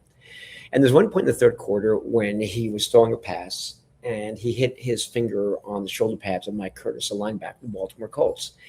And he had to go off and like shake it off, and it's third down right now. They're sending the backup quarterback, Babe Prilly, to see if they can convert the third down. And like every Jet player is on the sideline hoping they can make that third down conversion and get a first down. So Namath doesn't see anybody he can throw to. And he goes, Lou, go back to 10 yards. And my dad does. My dad is 5'9" and weighs $150. And he fires 6 passes to my dad. And my dad catches every one. The first one knocked the wind out of him and bruised him. And he's throwing them back like that, and he catches them all because my dad said, it's Super Bowl, I cannot drop one. And when the team finally saw what was happening on, they sent this backup wide receiver to catch one that went through his hands, and the crowd booed. But the point of the story is that up in the press box, when my dad caught those 6 passes, there were 2 prominent sports stars at the time. One was Dick Young, one was Paul Zimmerman. And Paul Zimmerman had binoculars on, looking from the press box. And Dick Young asked, how does Namath look? And Zimmerman goes, he can't be looking too good because Sahadi hasn't dropped one yet. And as homage to my father, lived in 93, for the viewers out there, Papa Lou, I called him, that's the back of this Jet jersey. It's not a Jet jersey, it's a Papa Lou jersey. I love that. That's a great story and an awesome jersey. Thank you. Yeah. Custom made with heart and meaning. Yeah, I love it. And there's there's a picture of me, by the way. I wish I had to show you, but I cried when I got home after our first RAF event. And the event was a Saturday, so we take the red eyes, you're not sleeping, you get home on a connection on a Sunday evening. And my photographer sent me pictures. And I'm so happy, like, wow, it's like, all the pressure of like this first show coming into, existence. Production over exceeded, because I was in charge of all the production, me and my partner, James. And it's like we over delivered. It's just like a relief, and also like, wow, we got something really good here. And I saw a picture of me, tiny. It's the RAF screen, the giant LED boards, which are bigger than WE boards. And there's a little figure, and it's me, and I'm wearing this jersey. And on the back, you can see Papa Lou, and I'm pointing up to the cameraman. It looks like I'm pointing up to heaven.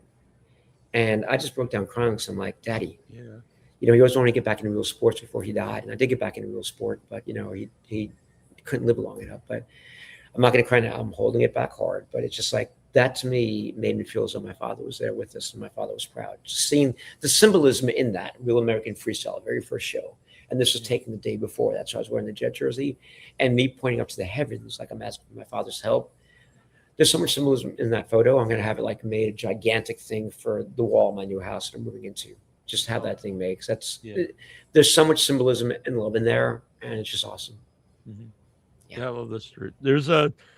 I won't go into it now, but there's a really I would say messed up, kind of disgusting story about nothing about your father, but about how he was treated by wrestling at one point. Here's a good tease without going into the story, okay? Yeah. Mike Johnson, a PW Insider, one of the prominent writers, when I told him that story, because he read the book and gave a review, he said that, and this for the viewers, I can't tell them all my stories right now. By the book. Yeah, I was trying not to give too much. No, thank you. But he said, I always had a good relationship. This is Mike Johnson speaking right now with John and Big. It wasn't close, but they at least respected me. But what they did to your father was pure evil. And if I tell that story right now, I'm going to get angry and start bashing things. So I'd rather not tell that story right now. But it was just like, in a nutshell, viewers, they got back at me when I joined TNA, only for 3 months, by the way. I was willing to come back by taking away my father's Legends check.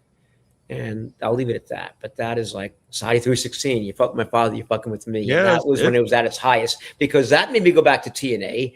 It's on the book full time. And I promised Jeff we'll get a TV deal. And I knew Kevin K at Spike, and WWE happened to be leaving at that time. And we got a TV deal there. And I was cutting TNA spots to air during Raw. And they hated that. WWE, but there's nothing they can do about that. They're telling Kevin K, hey, stop airing those spots. You're pointing out competitor. And we're not even their competitor yet. And he goes, well, you're going to our competitors. So F you. In 4 months. And it was just delicious irony. But like 5 different dominoes happened to make that happen. And who knows if TNA would be around if I didn't go back there. And they probably would be, but like I knew Kevin K personally. And there's always that personal connection when it comes to business that seals the deal. It doesn't seal the deal. I knew him personally from my NBC days. So, it's just everything happens for a reason, as they say. And I'm a writer, and I end that with a cliche, but there you go. Everything happens for a reason. Yeah. All that backstory with TNA, and what do you think now that like WWE and TNA have a sort of a relationship? It's very bizarre. I think TNA was great. Yeah, it is bizarre, but remember, people that were key figures then are not there right now. Yeah, so yeah. Different people that are making decisions. Again, not just because you're here, but Scott D'Amore. I love Scott D'Amore. I gotta say that right there. I'm sorry. I love Scott D'Amore. Yeah, that got it got TNA a buzz again when it was like not really talkked about for a long time. No, he put us back on the map the last 2 years. Yeah, it was insane. It was insane. And there's just an ideological disagreement. Scott wanted to take it one way. The Anthem Sports didn't want to go the way Scott wanted to go. And Scott tried to buy the company, and they would have nothing of that. And so I'm not sure if his father was quit, but they agreed to something, and Scott was gone. And on January of that year is when we finally came back to TNA. We rebranded that. Scott was already agreed to a 1-year severance package. He was gone. And he just wanted to stay through that January show. It's like, get that TNA brand back on there. And none of us knew that, not even I, until like a week or two later, that Scott was fired before then. It's just, what a great man. Mm-hmm. And Scott, guess what? When I watch the show tonight on YouTube, I'm going to record it and I'm going to give you this clip and send it to you, because Scott is one of those. There are certain leaders that lead in certain ways, but there are certain leaders, and Scott D'Amore and Jeff Jarrett are doing it in a good way, where they'll ask you to run through a wall, and you run through that wall.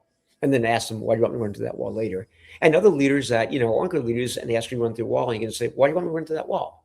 But the good leaders are people that you run through walls for and not ask why. And Scott D'Amore is one of those leaders. Great guy. He cares about people, that human element that's in the book. He really has a deep human side to him. And I love D'Amore. As I say, D'Amore. I was really happy to read that about Scott D'Amore, because I was always a fan of his. And I thought it was amazing that, you really brought TNA back. And then, I talked to Scott 2 nights ago. I mean, he's a great guy.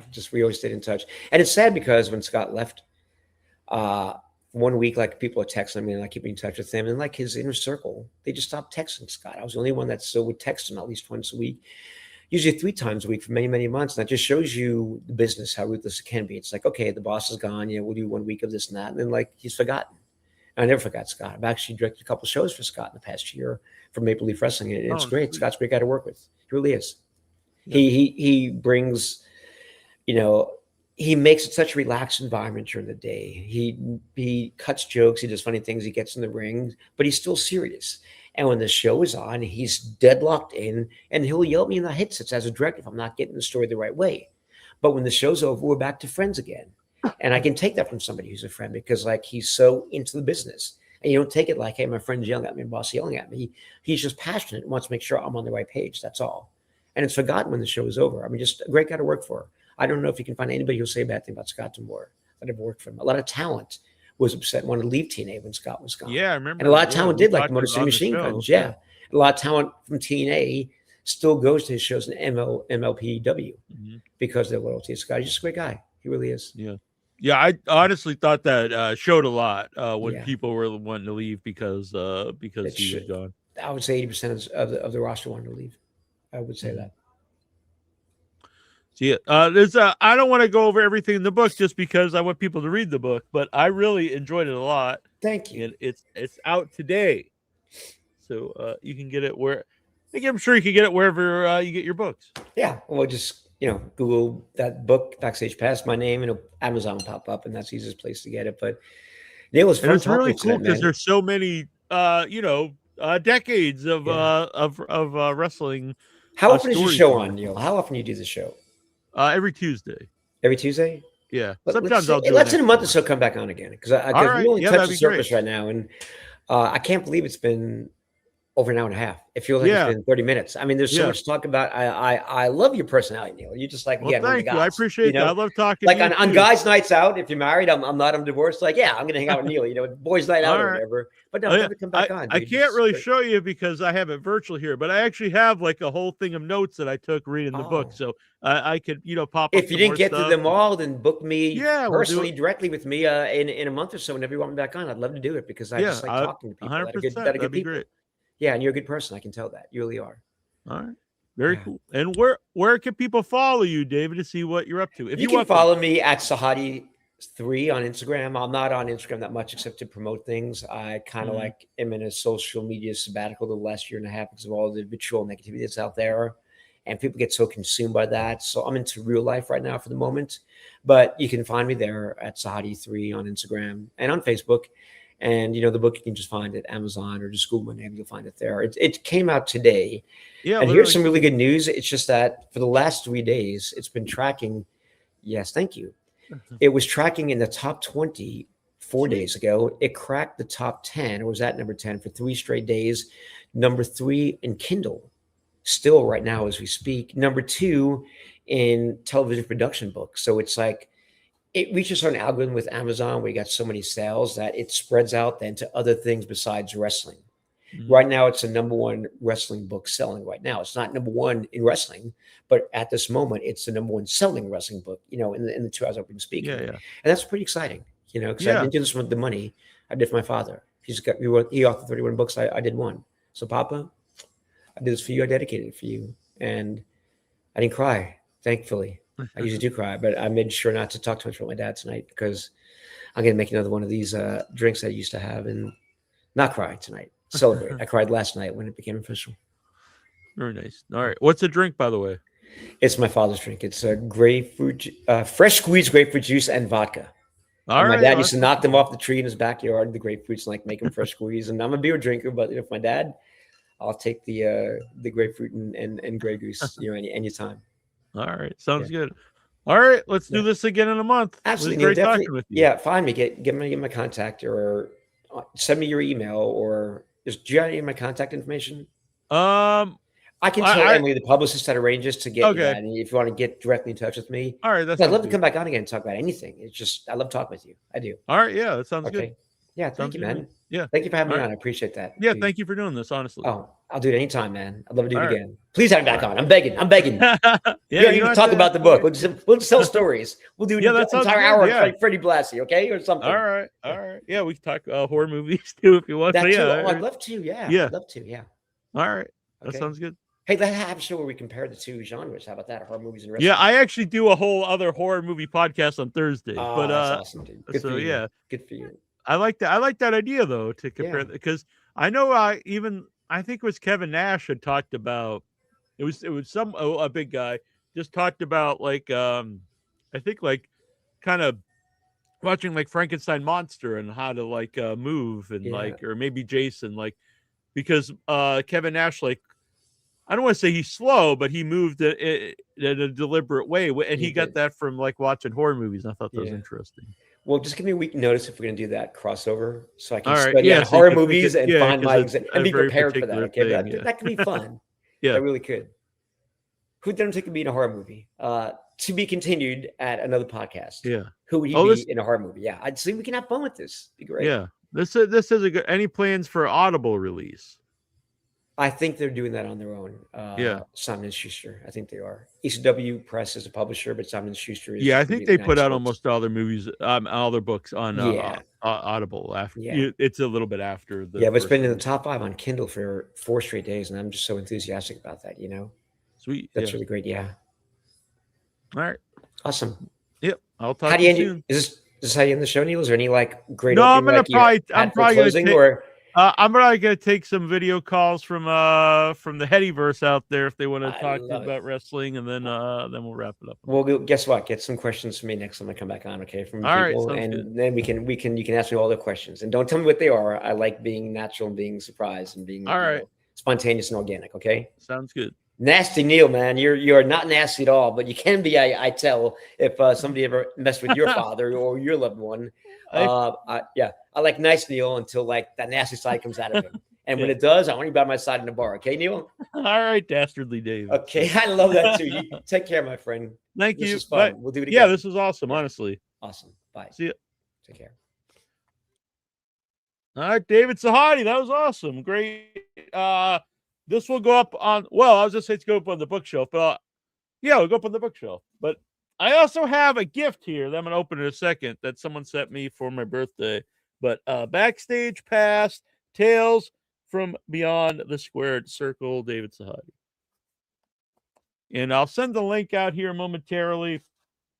Now, this is a little hard to explain, but for long-term fans, they know since 2005 on the show, I used the name Jackie Jones. My long-term co-host quit, and so I was like, OIB, 1-inch biceps. And so I was like, there's no Jackie Jones without OIB. So I stopped using the gimmick name. Last week was the final show of Jackie Jones. This is the first show of Nasty Neal. I used Nasty Neal in the horror show. So anyway, long story. Jason Minton, fan out there, sent this. This is crazy. He had a tombstone made of my alter ego, Jackie Jones, 2005 to 2026. You will be forever loved. That's actually really nice. It's weird, but I like it a lot. I'm gonna find a place to put this up on the bookshelf. It's very, very heavy, so I don't want to break it. But we'll figure that out. So thank you, Jason Minton. It's kind of weird to get a tombstone of myself in the mail. I will say that. But yeah, you guys can watch that show last week. It was the final episode of Jackie Jones, and I actually got emotional, even though it's my alter ego and not myself. But anyway, we're still doing the show, obviously, because I'm here. All right, let's send this link out, and you guys can join me. Hey, look at this. New member, Tuesday Booker became a YouTube member. Thank you. I appreciate the support on the website. You can become a member. It starts only $3 a month. There's some cool perks. If you become a $10 tier, you could become a producer here on In Your Head. And with that, look at this. You get your name up here. Thanks to our sponsors, El Santos World, Brian Matthew Clutter, and The Lurker. All right. Let me send this link out. I do have a little bit of a cold, so I don't want to stay up until the wee hours of the morning. But we'll take some video calls here if you have something. I see a Job yelling at me, send the link. I'm sending it out. There you go. There is the link. You can video in, talk to me. Nate G, a new member. Thank you, Nate G. Thank you for supporting the channel. It does cost money to run this foolishness. Now, unfortunately, I did not see a lot of wrestling this week because if anyone saw on my social media, I was with Trauma last week helping out Lloyd Kaufman, and I started working for Trauma, which was unexpected. I came out to interview Lloyd in Brookline up near Boston, and they abducted me for 3 days, and now I'm a part of Trauma. But it was a wild experience, and I'll probably talk more about that on Without Your Head. It's Stevie and Jobs. What's up? Good evening. Good to see you both. Jobs, did you see the show last week? I did see the show last week, and as I'm one of the people who's been around since the audio wrestling days, and I actually wanted to call in last week, but I didn't get the opportunity to. It's really funny because like I don't know if you know what brought me to In Your Head, but Barbie, I believe. Barbie, yeah, I knew Barbie before I knew you. And yeah, we were on a message board together, and he told me that he was now hosting a radio show. So that's how I got involved. And here we are 21 years later. Yeah, still listening, and still yeah, still a member of the Headyverse. Very cool. Well, I appreciate that, Jobs. I felt a little bad after the show because many people were very emotional, thinking it was the end of the show, and it was the end of Jackie Jones. But hopefully I didn't make anyone mad. I mean, it was a Russo swerve you gave us there, but I did enjoy There was a few times in the middle of the show I was like, I think I need to tell everybody what's actually happening, but I decided to play it out for the whole 3 hours. I think you made the right choice. Keep them wanting more. Yeah. It was weird introing the show today and not calling myself Jackie Jones. So what's on your mind, Jobs? Just how like CM Punk is the greatest friend ever because he got Danhausen a job with WWE. Danhausen has the weirdest arc ever as for a performer in WWE because he debuted and everybody hated it, but now everybody seems to love it. So I don't know, and he hasn't really done anything of significance. I really thought that's what was going to happen. I honestly think why they booed is they were expecting Chris Jericho and they got someone else, and so they booed. I really don't think it's going to be a long-term thing where they just boo him all the time. But yeah, he seems to be over. Like he's going to be over. So I have something to say about this because no offense, and I don't want to say anything about Conan because some terrible news is out there that it looks like he had his leg amputated, may have to get the second one amputated. But I heard like Disco Inferno talking about, if this guy's not over, or maybe he's only over with kids or something. It's not really the case. I've been to, he was one of the most over people at New York Comic-Con. This guy has a really big following outside of just like mainstream wrestling. And even if he is just over with the kids, like so what? Like what? I don't see what the big deal is about that. I don't even think a lot of kids know him because that audience isn't kids. Because they even brought up about like toys, and as I mentioned in the Sahadi interview, kids aren't buying toys; they make toys for adult collectors. I think in WWE now he is going to be exposed to kids now, and now he may get an audience with exactly. I think now he might actually pick up a younger audience. But I think he's actually bringing in an adult audience. Yeah. I think. I mean, again, it goes to show the pull of CM Punk because without Punk being there and vouching for him, I don't think Danhausen is ever a guy that we would have seen in WWE. I think that. I mean, he's going to get over. Like the biggest shock to me is like Jim Cornette loves Danhausen, and I think that's kind of bizarre because Cornette is against silly stuff in wrestling, even though he once wrestled a Ninja Turtle. He's against silly stuff in wrestling. So to see him be such a big Danhausen fan is kind of a shock. I'm really excited for the soon to be coming Danhausen Boogeyman backstage segment because that's going to happen. It's just a matter of time before we see that happen. So yeah, maybe now that Danhausen is going to be there is going to be introduced to kids, maybe they can like do a tag team with him and Boogeyman, and they can market your great idea that you had for the Boogeyman so many years ago. Exactly. I have a really good. I don't know if you've ever heard of this, Michael Petrelli, but I'm going to save it for next week. But I have a really good idea for some Boogeyman merch. They could do gummy bear bats for Danhausen too, I guess. Like you could have the bats too for Danhausen. No. Actually, what they would do, gummy teeth. Gummy teeth, yes, gummy teeth. You're right. Gummy. I don't get the teeth. What is the story between the teeth in the jar? He pours them in his opponent's mouth to disorient them. Okay. Yeah, he'll pour the teeth into his opponent's mouth to disorient them. So that's the whole story behind it.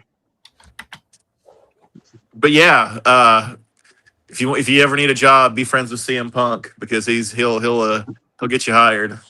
I don't see that as a problem. I know some people like depending if they like the person or not. If they don't like the wrestler, they think it's like you're the scum of the earth if you get someone a job. If they like the wrestler, then they're great people. But well, I mean, I think it's a positive to get your friends. I think yeah, it's a great thing. I mean, like fucking Hulk Hogan got knobs and fucking Booty Man a job for years, and they were fucking awful. But Danhausen should ride this roller coaster as long as he can because inevitably he and CM Punk will have a major falling out.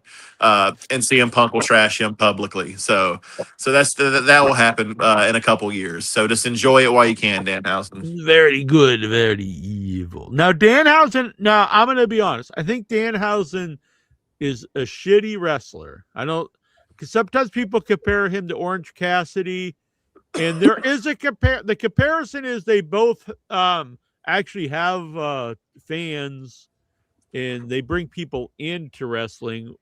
And I think they actually do appeal to non-traditional wrestling fans. They're both silly gimmicks too.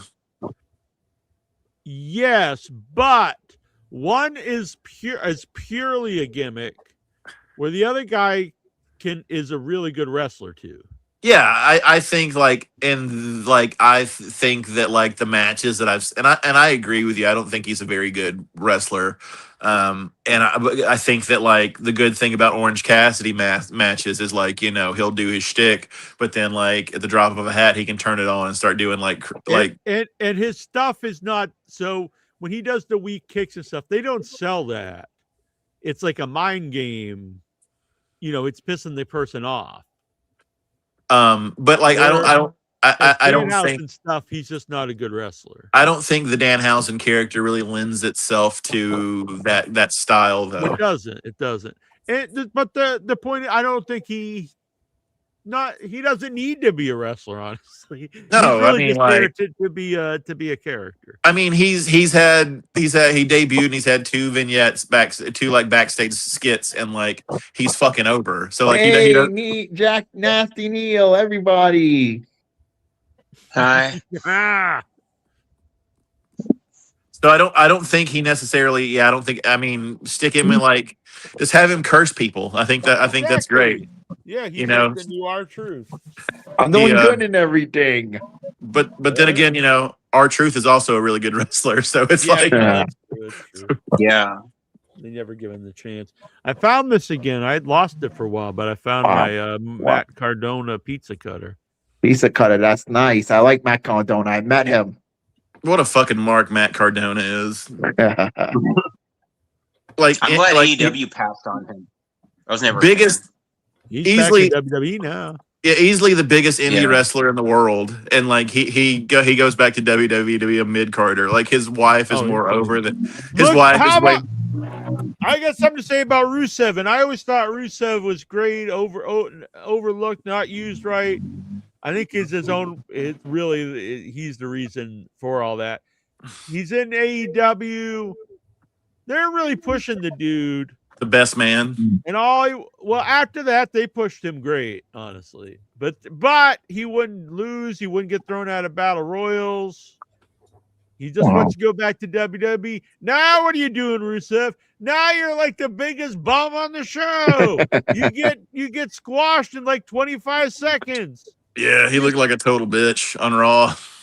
Wow, what was good? What was good the last night? By the way, the last 2 Raws was great.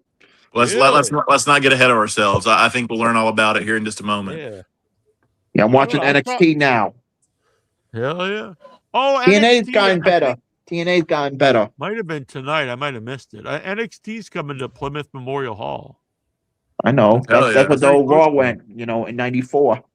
I don't think it ever went to Plymouth Memorial Hall, but you should go and just be totally confused because you don't know anybody on NXT. Yeah, I might be going to the Raw at the end of the month. They actually do show Ricky Starks, Ricky Saints. I'm like, I do know that. Ricky Saints. Neal, I might be going to the Raw in Madison Square Garden. I went to a Ranger game. Only $25. They're not like $85,000 or anything. No, $1,100. Congrats to my boys, Demolition. They're in the Hall of Fame now. Here comes the axe. Here comes the Smasher, the Demolition, walking disasters. So I'm doing good in everything. Is their middle name. So I went to go see The Bride. What a piece of crap that movie was. I loved it. I went to see it with Troy today. We loved it. Yeah, I'm going to see it tomorrow. I'm really excited about it. This weekend I need to check The Babysitter. Babysitter? With Samara Weaving. Oh, okay. Get me ready for Ready or Not. Ready or Not Part 2. That looks good. I'll take your review of The Bride, Jack, I'm sorry, Neal. It's very divisive though. People are really hating it or loving it. And, well, I mean, it was okay. It was okay. My comment worker did not like it. It's definitely not going to be for everybody, but it was not my cup of soda. I remember, like, what was it, like 4 years ago when the new Texas Chainsaw Massacre movie came out and everybody hated it. And I was like, come on, what do you expect? I loved it. Like, it's not gonna. Actually, I thought it was fucking batshit insane. I loved it. Yeah, that one. I'm like, besides the first one, I mean, the first one is legit like a great movie. Then after that, like, I mean, they're all pretty freaking bad. So, but I love the Lanterns movie trailer, Neal. Yeah, that looks fun actually. Yeah, fun. Yeah, but the thing is that I'm still waiting for my Spider-Man trailer. Look at that. We got Lloyd Kaufman, Nasty Neal, and Toxie. I saw you a picture of that. I reposted it on my social media. Yeah. I met Lloyd. He's a nice guy. He's in my memoirs. You and him are in my memoirs. Yeah. I was at Sabrina Mendoza girl. She's great. Yeah, I met hung out with Sabrina and Lloyd and my friend Brian. Did you tell her to say hi to me, to Sabrina? Sure, of course. Yeah, so I'm good and everything. I'm watching NXT, Neal, I still have all of these prizes for the Rumble contest. Yeah, I forgot who won. I need to know where to send them. I think it was Brian Matthew Clutter, wasn't it? Send me his address so I can get his prize pack out too. By the way, Brian Matthew Clutter, Jackie Jones, he got that wrong. He's like, this guy quit. He's no longer. But he did. Neal, I got the poster of The Bride in my room. I got that yesterday. Good man. That piece of shit movie. I'm gonna go see Ready or Not in Union Square. All right, cool. Yeah, I don't know what I went to see Scream 7 last week. How was that? It was okay. I hated that. I hated it. I thought it sucked. But I did too. I agree. Hated that. I hate it. I'm not just spoiling for you, but Matthew Lillard. Yeah. Stupid as fuck. But I saw that. I think you just spoiled it for me. I'm not gonna get into that. Just Matthew was in the movie. I'm not gonna say that. The trailer for my new movie premiered a couple weeks ago at a horror movie convention, I Heart Horror in New Jersey, and it will be live online soon. We're trying to get it on. I'm trying to finish my memoirs, Neal. I'm trying to finish my memoirs. I'm up to 2019 still. I'm talking about a movie actually made. All right. Hell yeah! I'm gonna watch a movie soon on Tubi. Memoirs of Anthony Choba. Oh, that's a different movie. That is the Once and Future Smash. Yeah. So I'm doing good. I'm doing All good. right, I went sounds food good. shopping. I had pizza and Hell Pepsi. yeah. Cool. I haven't had You Wendy's get in like all a the month. P's, pizza, Pepsi, and peppermint. Last night, what did I have last night? What did I have last night? I had French toast and sausages and Pepsi. Hell yeah. Well, we want to thank our producers, The Lurker, El Santos World, and Brian Matthew Clutter. And a shout out. We're going to do this every week because if you get the Hall of Fame tier, you get a shout out every week. And so a shout out to I Hate Auditor 74, Tuesday Booker. How you feeling, Neal? God, listen a minute. God Phoenix 66X. I deliver for you. Rock and Roll Savage, Davey 3884, Luke Benyon 3290, Crystal in Denver, Double Guns, Jason Elliott 7977, Cajun Kaiju, Hearns 55, Thomas 777, Toronto Stevie, Bobby Bitman, El Capone Jr., Werewolf of Sicily, Sue Hersolis, Mr. Buddy Lee, Anthony Oberstar, Mikey B, Nate G, and the Sandman. How you feeling, Neal, after last week? I'm feeling good, thanks. Yeah, it was. I took Without Your Head Off. I will be back this week. I can't wait. I'm going bowling next week to win my first pin. Sweet. Look, I believe the Lizard Man here joined us. Lizard Man, really? One of those reptilians. It's Yeah, Jim Carrey without his skin on. Since you decided to no longer do gimmicks and be your true self, I'm going to do the same as well. I'm no longer Chobes. What did you think of the David Sahadi interview? I thought that went great. I liked it. It was good. Yeah, the book is awesome. I really like talking to him. He's going to come back on probably next month. We'll set that up. We got a bunch of guests lined up.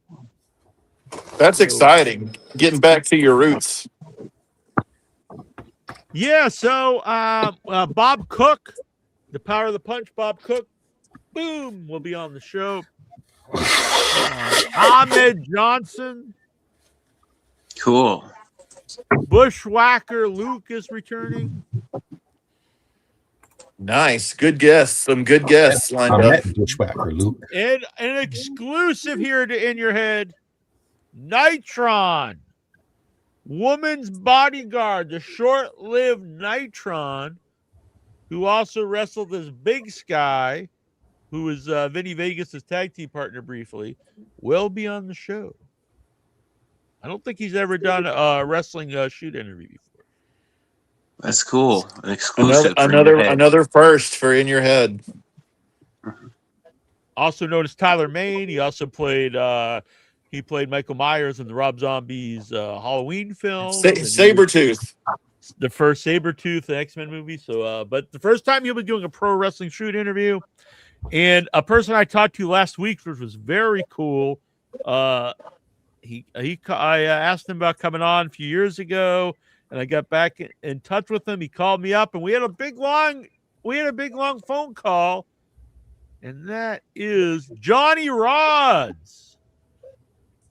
Johnny Rods, multiple-time Hall of Famer. He trained Tommy Dreamer and Taz and Devon Dudley, a lot of cool people. He was a really fun guy to talk to. So I'm really pumped for that. He just turned 85, and he's still training people. There's a video of him training people. He's tossing them all around. This guy rules, Johnny Rods. That's awesome. He still gets in the ring at 85. Yeah, and he told me, he's like, because I was like, oh, I just turned 50. He's like, you're still a baby.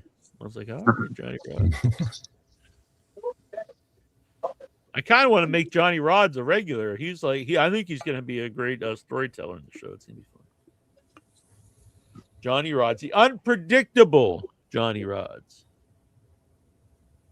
Are you guys even familiar? I know Steven's familiar with Johnny Rods. I remember watching him as a kid, probably when you were born in '76. When I was a little kid, just started watching wrestling. Johnny Rods was a regular on WWF, or like Worldwide Wrestling Federation. Yeah. You told, I don't even know if I'm allowed to tell some of the stories he told me last week on the phone call. He might get like. I only know him by name for training some of the ECW guys. Yeah, he was probably done wrestling, by the time you were watching him. Mm-hmm.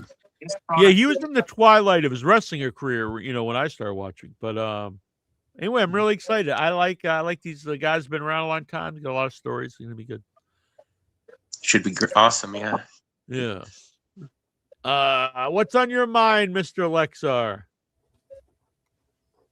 Yes, I need you to run that interview back with David Sahadi again. Well, just go watch it. Yeah, but I forgot to. I think I'm going to rewind and show the interview again? I tuned in late because now I've been watching NXT, so I got my TV back. But I don't have my cable. Wait a minute. So you want me to host the show all around your schedule? Well, I have my TV, but my other cable channels don't work. Now it's because I have basic cable. You can watch. So I have my internet back, and I have my cable, my basic cable back, but I cannot watch the other channel. Back, Lexar. After the show, you can just go and watch it from the beginning.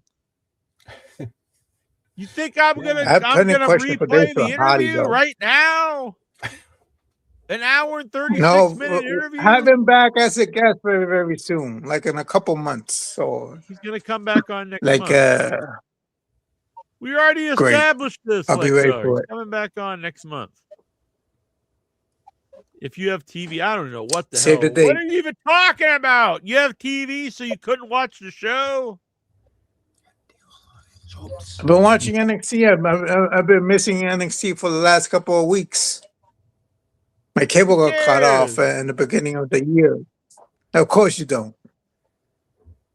So you watch every NXT I don't have that the whole year? I don't have that much channels either, but even though if I had them, I don't watch them because I just watch the Sumo ad with the TNA channel. You just watch Sumo? Yeah, Zumo. It has plenty of channels on there. If you had the Zumo Play app, you watch it has plenty of channels. You a big Akibono, Mark? XUMO, the Zumo Play app. It has plenty of channels. It's like an entertainment channel, entertainment app. All right, whatever. That's a channel on there. So you're not a big Akibono, Mark? No.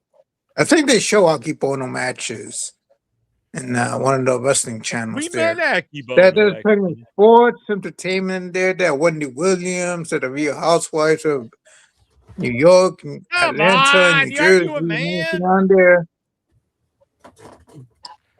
Yeah, I'm just pointing out that plenty of channels on there. There's something that I want to. They got plenty of them. I totally forgot about. I wanted to mention this earlier, but Jake Hager signed with Power Slap. I think you were talking about that. Look, there he is, Akibono, Troy. Oh, wow. Troy drew a poster of Akibono. That was at a New Japan show. Dragon Gate USA. Yeah, that's look. I just find that kind of sad that someone that like a guy that was a world champion and on wrestling TV. I doubt his dream is to go get slapped in the face really hard. So I don't know. I just find it kind of sad. Oh man, just and what's funny is Power Slap and WWE are owned by the same company. So, you think we'll ever see a crossover? You think we'll ever have like the slapping champ just comes into WWE on Raw? Gunther It's fucking Billy Punk on Power McGee, Slap. the Power Slam champion of the world. How will that ever go in? Will that ever happen in UFC? No, MMA. The history of MMA is mixed martial arts. So it was like a karate guy versus Brazilian jiu-jitsu, whatever. So what if I'm going to prove that power slap is the superior fighting technique? So you've got a slapper, versus like a Brazilian jiu-jitsu fighter. I don't think they can because they have these and then he just puts his hands behind his back, and then the guy just kicks him in the head and knocks him out. He's just waiting for the other guy to stand there and let him slap him. If they try to slap him and they accidentally poke him in the eye. That's not what you got to worry about. You got to worry about, these guys, I think everyone in every fight, they both get concussions. Oh yeah, 100%. Like I getting poked in the eye. I for one am excited to see some redneck slap Jake Hager in the face as hard as he can. Really looking forward to it. Michael Petrelli, you're not into this power slap, are you? No, I've never seen it. It doesn't appeal to me at all. I know Goosey's a big fan. He's a big power slap man. Big power slap guy. I saw a little bit of it. I could honestly see Lexar liking it. Yeah. He likes two things: power slap and Akibono. No. You kind of look like Akibono now. I think about it, Lexar. Just in the face. And popping balloons at the strip club. Let me look. Speaking of slap, I want to slap a couple of strippers' buttocks. See? Lexar looks a bit like you. You slapped a couple of strippers' buttocks? Yes. Did you not get arrested for sexual assault? No.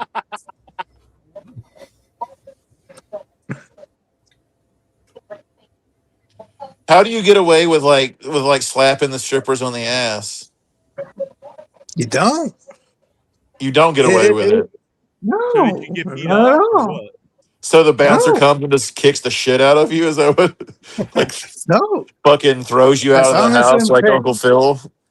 As long as I'm paying them cash, I'm good to go. So you do get away all with the it. butts you want. Yep. Lots of memories of slapping butts. He's going to be the power slap that ass. Power slap that ass. Oh yeah, I responded. You kind of look like Delirious. I don't know. I mean, my experience with strip clubs is very limited, but I feel like even if you were to pay, if you were then to slap a stripper on the ass, they would escort you out the building by your neck. They would. Am I wrong? Is that that's not that's frowned upon, right? I would think so. Maybe it's the caliber of strip club that you're. I would imagine the caliber of strip club that attracts clientele such as Lexar is probably okay with it. Michael Petrelli. Now you're not into any of that sleazy stuff, are you? You don't go to strip clubs. No, I've never been to one. I've never been to one either. Oh, really? You pass by them though. You are a liar.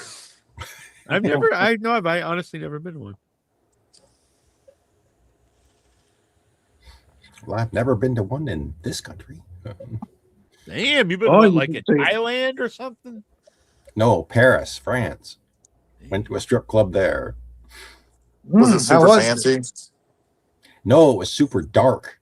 I think most strip clubs are super dark because I think if you were to see the women in full light, you'd be like, oh, never mind. Do you mean dark like it was not well lit, or do you mean dark there was some really some bad stuff going on? Well, actually, it was so dark. Yeah, both could probably have been happening at the same time. Yes, it was. Yes, there was some questionable individuals in another table. Probably they were loud. I remember that. But the lighting was dark. It wasn't like somebody was like stripping to Cats in the Cradle. It wasn't dark like that. Oh no! But at least they took everything off, folks, over there. Lovely. Yeah, Alexar, is your strip club fully nude? Here in the state, in state of New Jersey, they cannot allow to have full nudity, not even topless. Not even in New York topless. City, yeah, no. Wow. Then what the fuck is the point? Are they like in They just 3-piece say- suits?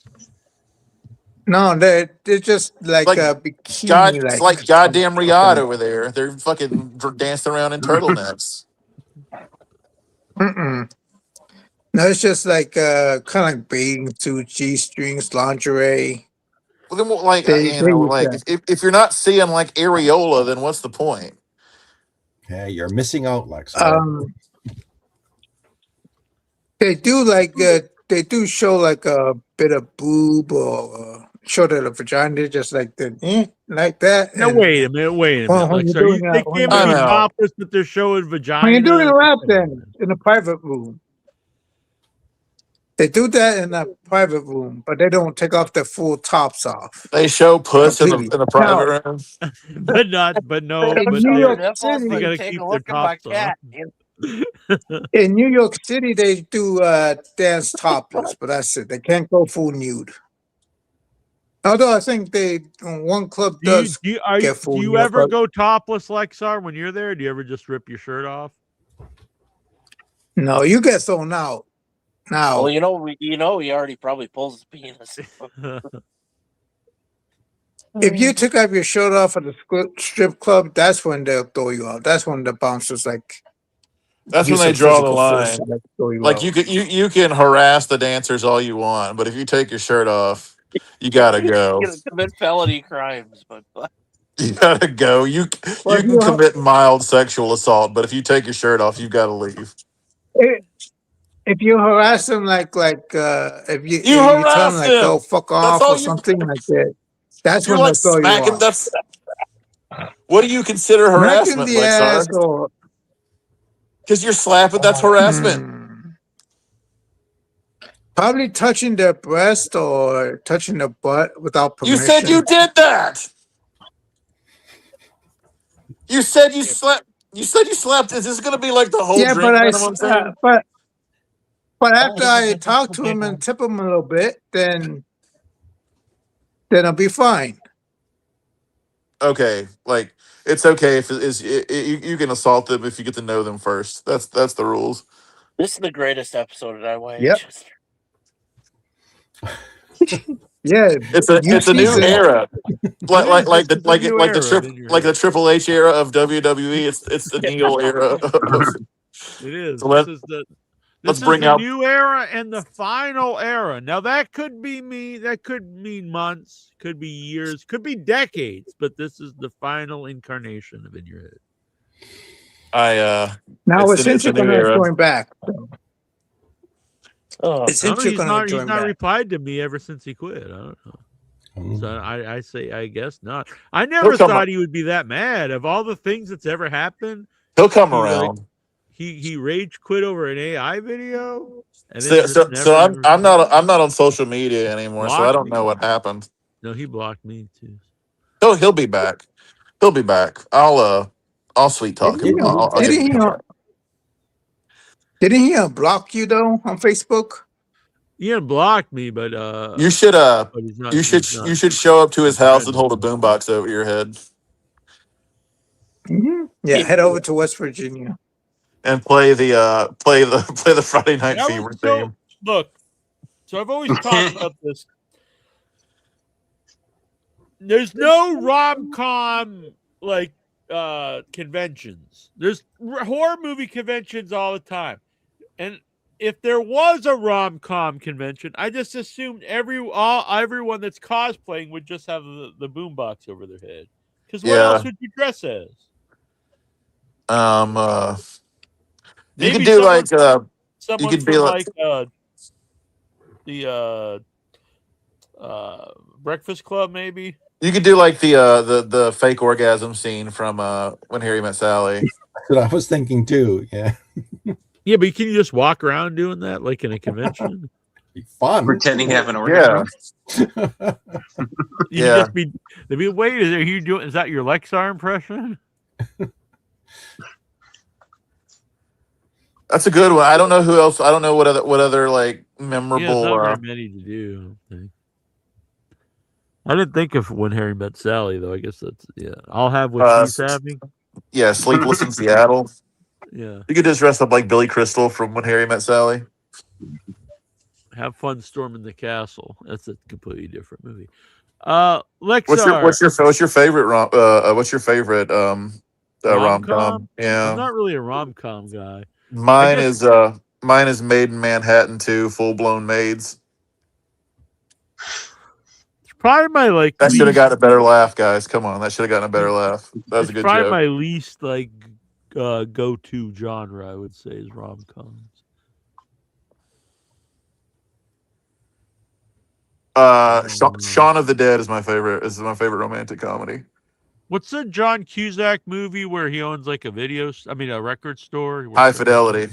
High Fidelity. Yeah, that one. I like that movie. I will say though, a guilty pleasure of mine are like 80s John Cusack movies. I do like those. Like I like Say Anything and Better Off Dead. Breakfast Club. Was he in Breakfast Club? No. But I like Breakfast Club a lot though. He was in Stand By Me. Yes. He was the older brother who died. He was the dead brother in Stand By Me. Yeah, I love Stand By Me. I saw that Corey Feldman was very mad because he was not invited to the Rob Reiner tribute. He should be invited. He was in Stand By Me. Who were the other kids invited? Was fucking Jerry O'Connell there? Yeah. All the other living ones were all invited. Was that true? All the other ones were invited, but yeah.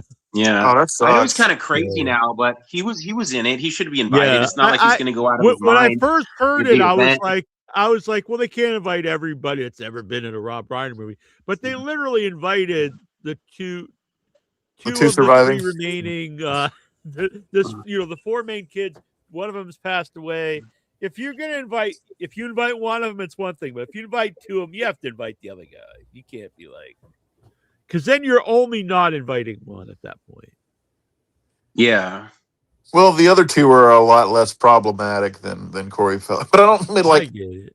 But is Corey Feldman that problematic? I mean, he's like trying to out like pedophiles. I guess that's kind of. Yeah, but they also say he just accused of the other Corey of doing stuff that and it's not true. So I don't know. It's very bizarre. He said that about Charlie Sheen too. Yeah. I would just invite the one guy. Then which you one? can have an excuse. But which guy? Will Wheaton, I guess. Okay. He's the main guy. They should just invite Corey Feldman. Just don't let him talk. Just have him stand in the background. Yeah, just invite them all. Who cares? Let him do a musical number. Let him do a musical tribute to Rob Reiner. I'd be all about that. What better way to pay tribute to one of the most prolific directors of all time? Cast him in the Michael Jackson biopic. Sweet if Corey Feldman played Michael Jackson in the new. There's an interview with him and Matt Stryker on YouTube, which I thought was kind of weird. I think it's like High Spots or somebody did it. Yeah, Matt Stryker interviewing Corey Feldman. I've been in many conventions with like WWE like showed his penis. Matt Stryker. Yeah, Matt Stryker from WWE was interviewing Corey Feldman for like a shoot. I've been at many horror conventions with Corey Feldman. He's a very weird guy. So there was one. There was one. It was Bizarre AC, and I hosted some of the panels. I did not host the panel he was on though. The Lost Boys panel. I do think if and look, I'm not patting myself on the back, but I do think if I would have hosted it, I would have known how to handle it. Because they say the panel was ruined because Corey Feldman would not answer to Corey Feldman. He would only answer to the Frog Brother, whatever Frog Brother was. And they say that ruined the panel. Yeah, I would have just played along with it. It would have been totally fine. Just Just play along and just act like he really is one of the Frog Brothers. There's been no problem. There's also another story. I've told this on Without Your Head, so it's not like I've not said this story before. When they picked him up at the airport, he had to have a woman in the back. He had to get picked up by a limo, and he had to have a woman in the back seat that he could perform oral sex on the ride from the airport to the hotel. Wow. That was like his demand. Not her on him. He wanted to perform it on her. So, like, who would agree to that? Like, what woman would agree to that? I don't know. It's some random woman at the hotel, I guess. Hey, we're going to get Teddy from Stand By Me to go down on you in this limo. Are you okay with that? Get a free autograph. I don't know. Tickets to his concert. See, it was a weird time. The convention doesn't exist anymore, so I don't mind telling that story. But I never got any. No one ever asked me if I had any demands like that when I was. Is that what you request when the limo picks you up, Lexar? No, a woman to go down I'm on. not famous enough. I'm not famous enough. You're infamous enough. Mikey B's gonna be upset. He thought this was gonna be a really classy show. Now that it's Nasty Neal. Well, I mean, it started out really good with the Dave Sahadi interview, and then just, I mean, In Your Head's always going to be about light sodomy, and I don't know if there's such a thing as light sodomy, because sodomy kind of implies that it's not light. Yeah, well, it's a new era of In Your Head. Just like, I mean, you can liken it to at WrestleMania when they were like, this is a new era of WWE, and the first thing they did was brought out fucking Brother Love. So the more things change, the more they stay the same. All right, Michael Petrelli, what's on your mind, my buddy, my pal, my amigo, my compadre? Good to see you.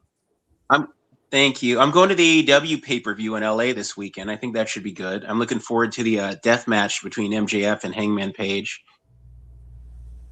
Yeah, it should be good. What day is that? Saturday? It's Sunday. Oh shit. The 15th. Right. Sweet. All right, I'll try to watch that. I like AEW pay-per-views. I'm a little behind. Yeah, they're always pretty good. I think they're always great. Yeah, they're always. I've only seen only one or two that I've been disappointed by. Yeah, I agree. No, honestly, I do think the AEW pay-per-views are always really good. They really turn out for the pay-per-views. They're always really good. Thank God they're not like 4 matches now, like WWE. I'm glad I didn't go to Survivor Series. Their tickets are way more, and they're only like 4 matches now. I think. Yeah, then a lot of their fans try to like make you think that's great, that all shows should be like 3 or 4 matches long. I got a good seat right above the floor across from the camera for $150. You see more wrestling on just on like a free TV show. You know what I mean? Like you could watch any Raw or Dynamite or whatever, and you're gonna see more stuff. And then the WWE pay-per-views have a lot of commercials on them too. Oh yeah, they're really unbearable. That was the thing in the Sahadi book I found interesting, was he was talking about putting together these packages, and near the end of his time there, they would make him add on and buy this pay-per-view and get a free Undertaker bandana or whatever. And he said he didn't want to do that because it took away from the emotion of the video package. You just tack on this commercial onto it. And he's like, plus WrestleMania is already going to sell out. Do you really even need to tell people to do this? And right. And so I get they get money from ads. I understand all. I'm not stupid or anything. But when there's so much of it, it does take away from the show. Because I try to watch those WWE shows, and between every single match is like 15 minutes of ads and commercials and there's no flow to the show. There are ads during matches now. Like, the whole ring's covered. The tables are sponsored by Slim Jim. Like, give me a fucking break.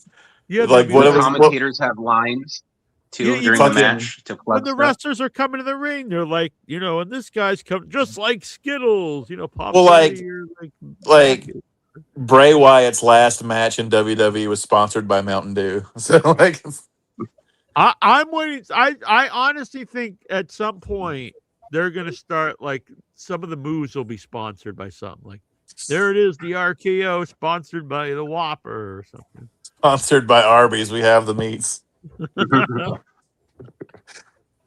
I really predict that. I think that will happen at some point. I think I was watching, and like the replays of like table spots are sponsored by something. Yeah, that was crazy. I know Lexar loves it. Lexar like really pops for the ads and like product placement. Well, maybe we'll see more sponsored wrestlers. Maybe maybe we'll have like wrestlers whose gimmick is that they're just an ad. Who do you think would fit into that? So like we'd have like the Big Arch. Like, that's how they bring back Big Bill. He's just like the Big Arch. He's like the McDonald's burger there. Fucking Gunther for Ben the Gay. Big Mac. I don't know. He'd be the Big Mac. Big Mac, yeah, that's good. There you go. Yeah. There was actually a wrestler in the 70s called Big Mac. Really? Yes, and he was this short little black guy. I saw him the last time I saw him. He was at an independent show, and whoa! What are you gonna shoot up heroin or something? Is Job's tying his arm off to shoot up some heroin? Yeah, I'm so sad that In Your Head is ending. I'm gonna end it all. I'm so devastated by the end of In Your Head. This is the new era. It's the new show. This is the new era of In Your Head. The hardcore drugs era, by the way. What better way to kick it off than an overdose live on the air? And sexual assault talk. Look at this. Why is everybody hating? We aren't hating on Lexar. We're embracing Lexar. Yeah, I mean, like you rib the ones you love, right? Big fan of canned ham. That's a good point, Nate. It's nasty, Neal, not classy, Neal. That's a good point, I guess. I mean, also Lexar deserves it because he's, yeah. He's giving me the people's eyebrow right now. He's not going to take his ball and go home like some other bitch we know. Yikes. Oh, my. Shots fired. Well, give him another 25 years and we'll see what happens. Goosey! Is that a corduroy Ducks hat? It is. That's pretty sweet. That's cool. I like that. Thank you. And the matching shirt. Uh-huh. What is on my mind? Well, first off, I think if I have to read something, I think Chobo's memoirs are probably at the bottom of my list. What? What are you talking about? I want to know about all the posters he has in his room. I want it to me for my birthday. Live fasty. That's what should have been on that tombstone that you were gifted. There is a shirt here that is so graphic. I can't show it on the show. Who gave you that? Jason. We just talked about sexually assaulting strippers and overdosing, and I can't show this. I can't. I'm not. This is not a bit. It's so graphic. I can't. Oh, not this one. It's another. This one I could show in the show. Dudes just taste better. Jeez. But there's another one. That's true. This other one that was said to me It's so graphic, I cannot show it on the show. So if someone wants it, if you super chat me $20, I will send you this shirt. All right. Hold on. Too A graphic. mystery shirt. It's too graphic to show on air.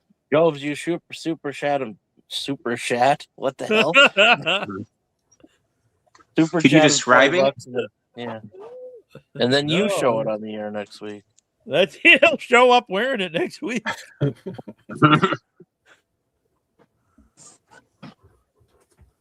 All right. So what's on your mind, Goosey? I gotta say, AEW dropped the ball big time with Danhausen. I agree with that. It can be a What? It's funny. The super graphic shirt will be sent out to Jobs. Email me or however you can contact me, your address, and I'll send that out. Also, send me Brian Yeah, I'll get that for Brian. Yeah. I don't know how to contact you anymore. Is your email address still jackisbackbrother@hotmail.com? No, it's not actually. Do IYHwrestling@gmail.com. Got it. All right. I should log into the other one because I haven't in years. Maybe. I bet there's a few good superstar Billy Graham rants in that inbox. I remember pulling those up not that long ago. In memoriam. Rest in peace, you crazy man. Yeah, I agree though. Danhausen, and I said it at the time, like the guy is like super over. He sells merch like he was one of their best merch sellers, and he wasn't even on television. Mm-hmm. And the gimmick is funny. It's like they have R-Truth, but R-Truth's like getting kind of stale. Yeah. You know what I mean? He's a new guy for that. And they tried to be. I hosted a panel at New York Comic Con, and he was there, and he had like a line the whole time. He's a super over guy. Yeah. So people I know who don't watch wrestling like him. Like as much shit as people give WWE for everything, like they know how to introduce a new character and make it seem like it's a big deal. You know, the production value and everything. Like AEW just can't compete with the production value. Because at the end of the day, WWE, they are a wrestling company, but they are also a production company, so they know how to make things look, you know, really great. But yeah, I think that like I'm excited to see where they go with Danhausen. I'm excited to see what becomes of it. Yeah, I don't even really watch WWE anymore, but I am too, honestly. Good for him. I don't think he'll be anything. You know, you ain't gonna put him in the heavyweight title picture, but. Oh no, but I mean, it's fun to see like stuff that they do with him. You know, fun videos. I mean, like, you know, I mean, he's cursed two people, and Dom lost the Intercontinental title, and El Grande Americano didn't show up for his match, so nobody even knows what happened to him. So his curses are working. So they are. And I mean, on SmackDown, they paired him up with The Miz, who's probably the best guy to pair him up with right now.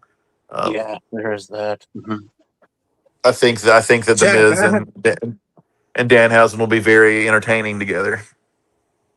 I have an idea for Danhausen merch. How about a box full of magic potion or something to make it look like magic, or to play like spells on other people? Candy teeth.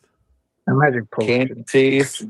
A box of curses. Capes. Yeah. Capes. Masks. Maybe a wand. I saw that one of the dancers in his debut was his wife, and I thought that was very sweet. Yeah, it's cool. Look at this. They already have a new wrestling buddy. I saw the when they put his shirt up last week, it was like one of the top selling things already. It was the top selling. Yeah. anything, he got they're booed. gonna make a shit ton of money off of him. Gotta be friends with gotta be friends with Punk. That's He's already sold more than Colt Cabana. Pepsi Phil. He was a Chris Guy in WWE, right? Or he was a Colt Cabana in WWE. Scotty Goldman, yeah. And he shares a bank account with his mom. What a fucking loser. Although I did see, not to change off Danhausen, but we all can rejoice Pat McAfee's probably not coming back to WWE. Yeah, thank God. I said about that. What happened there?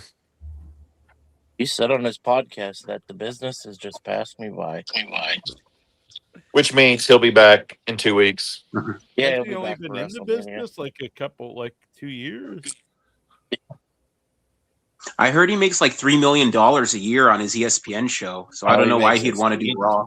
Yeah, he makes a shit ton of money on that crap. Shit would need out but a word.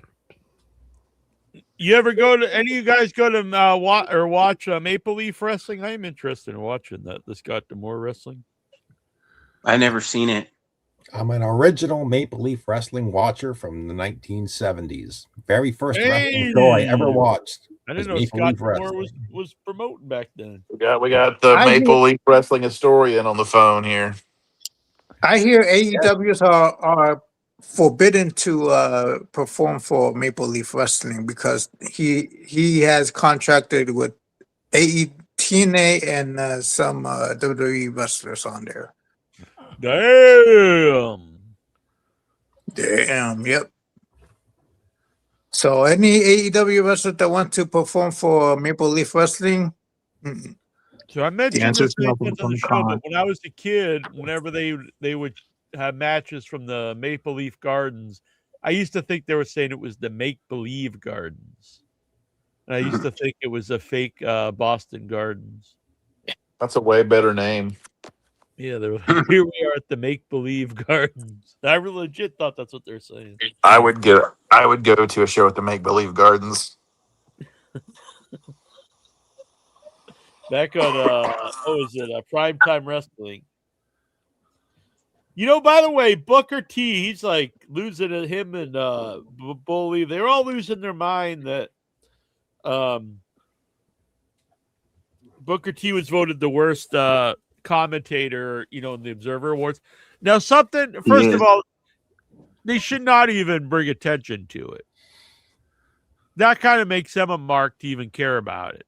You know what I'm saying? They also, to put this in perspective, Gorilla Monsoon used to regularly be voted the worst commentator in wrestling in the Observer Awards. And he's like a beloved figure. So just don't even worry about such a thing, Booker T. That's my advice. That's a shucky ducky quack quack moment of the night. But Booker T, but I will counter with the argument that Booker T is so bad he's good. He's Stevie Ray. Fruit booties. Yeah, fruit booties. Somebody sent me a picture of their booty earlier. Getting some podcast rats here. It was Lexar. What? Rats. No, it was Job's. Yes, I send you a picture of my asshole.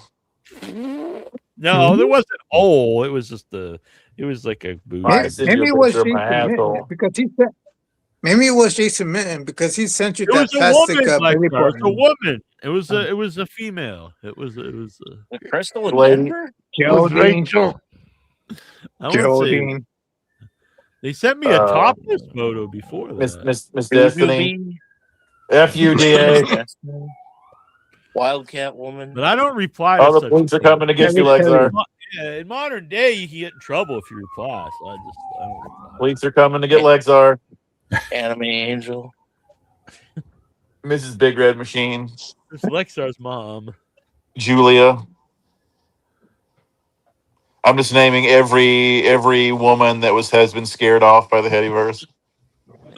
Where is Julia? I hope she's doing all right. Hope she's doing all right too. I haven't talked to her in a few years. Goosey are doing Dobbs or something, or Dabs. That's Austin Aries on there. Dabs. No, it wasn't Goosey. It was no one special. She used to talk about doing Dabs with. Yeah. Yeah, it wasn't. Sorry. Yeah, sorry. Goosey likes Dabs. Yeah, thanks for the accusation of drug use. I'm just saying Goosey's like those drugs. You used to snort coke, right? Hell yeah. Remember when you were going through your big coke phase? Oh. People go through that. Lexar, you missed a spot when you were shaving. I know.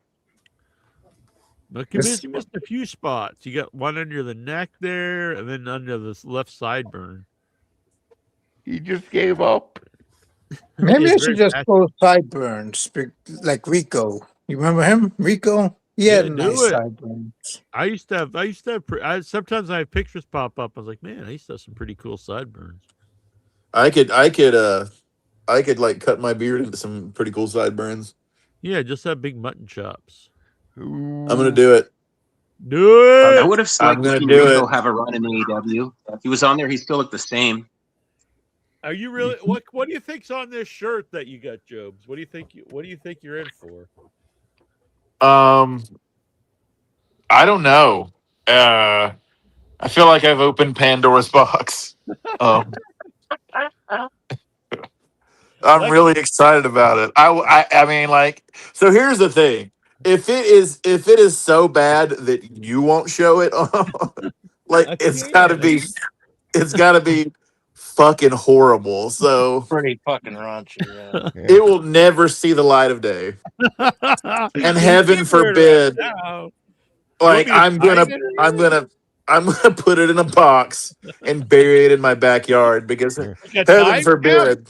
And then you'll dig it up in 20 years with your kids. Heaven forbid somebody see that in my closet because you want I feel like you just want to blindly open it. I want to blindly open it, yeah. And I will film my reaction and send it to you. Like right at the last fucking faithful belt. Did you see? Because I opened most of those on without your head the other on my birthday because my birthday was on Thursday, and the weirdest one was the dog. So you did show this shirt on without your head? No, because I saw it before I showed it on air, so I was like, oh, I can't show this on air; it's too graphic. Yeah, God, if you won't show it of all people, I can't.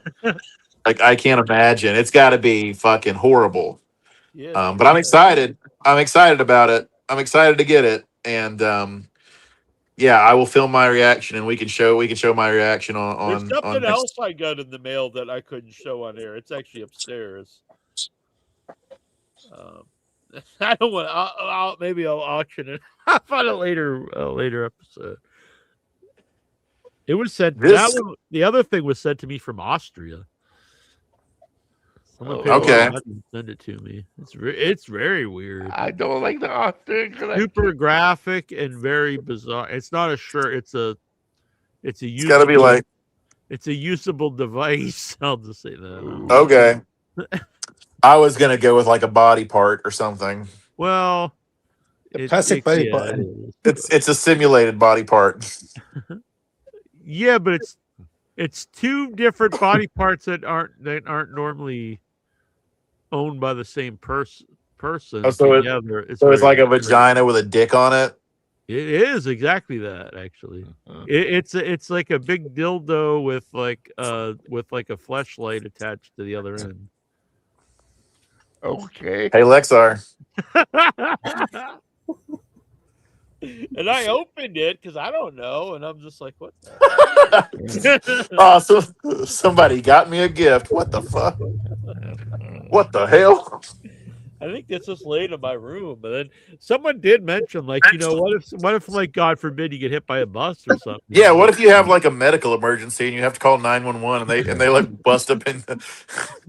I mean, I guess they've seen that. I guess they're used to that kind of shit. They see that kind of shit all the time. Did you see the dog? No. Hold on a second. Now, This was sent to me. I'll be right back. Oh, I'm excited. I'm excited. Yeah, I don't know what could possibly be on this shirt. I've got a lot of things running through my mind about what it could be. Lexar, what do you think? I mean, you have the most perverse mind out of all of us. So, what do you go to? Oh, Steven's letting the hair down. It's probably feet. Feet? Because feet. Because Jason Mitten used to suck toes. So who hasn't sucked a toe? I didn't. I didn't suck any toes. You've never sucked a toe. You've never sucked a toe before. I find that hard to believe.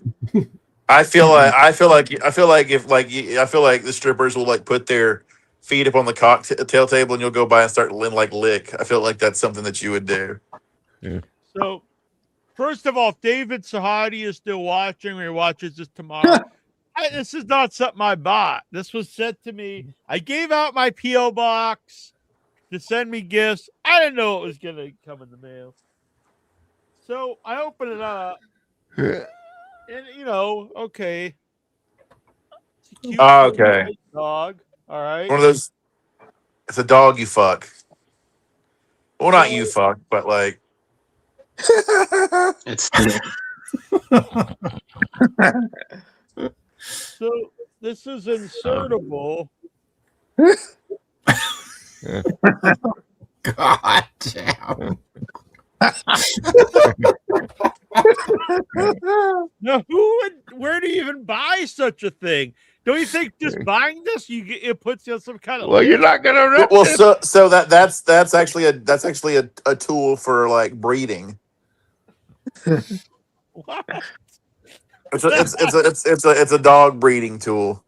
But out of context, it looks really crazy. And if you're willing to show that, but not willing to show the shirt, it makes me even more graphic. The shirt's more graphic.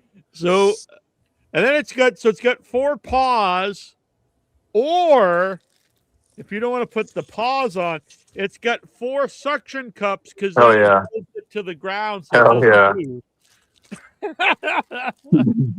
that a Judas Priest song? Raping the dog, raping the dog. Jesus Christ. Damn. So I do think I got to get rid of that. I can't keep this around my house.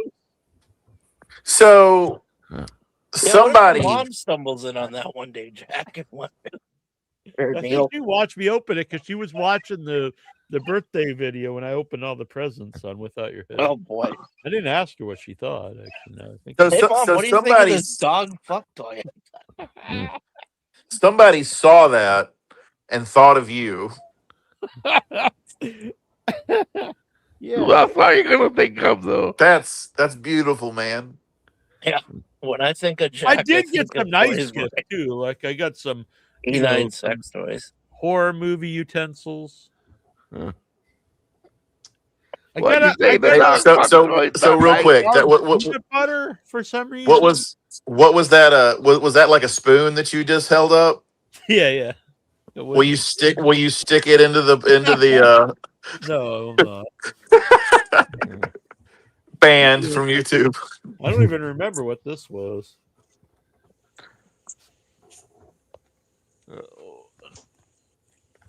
Oh, this is a stick to like wipe your self with if you can't reach like your butt or something. I thought that was a fucking dildo at first. What the fuck? I didn't know you had problems reaching your ass. No, I don't. They're just concerned. These are funny. That's a William Walker 500.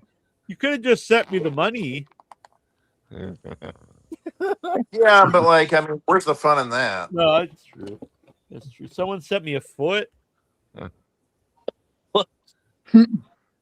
I could probably use this in a movie though. It's like see if it will fit into the orifice of the dog. See how many toes you can get in there. Man, you guys are a bunch of creeps. This is no worse than anything that's ever happened on this show. You should send that dog toy to Injure anonymously. Just This is what keeps them throw away. I did send him something that Job's paid me to send him, and he never mentioned it. It was a cage. A cock cage. Yeah. The cock cage. Sent me this arm. See if it will fit into the. What else can we try and fit in the dog? Just so I know, can you guys hear me? Yeah, we hear you. I can hear you. Riddle. There was a really cool. There was like some really cool stuff. Like this is pretty amazing, honestly. You guys should know what shirt this is when I show it. Mikey Whipwreck? Yeah, the Mikey Whipwreck tie-dye shirt. I was like, that's pretty wild. Like, I don't know where you get awesome. that. That's pretty awesome.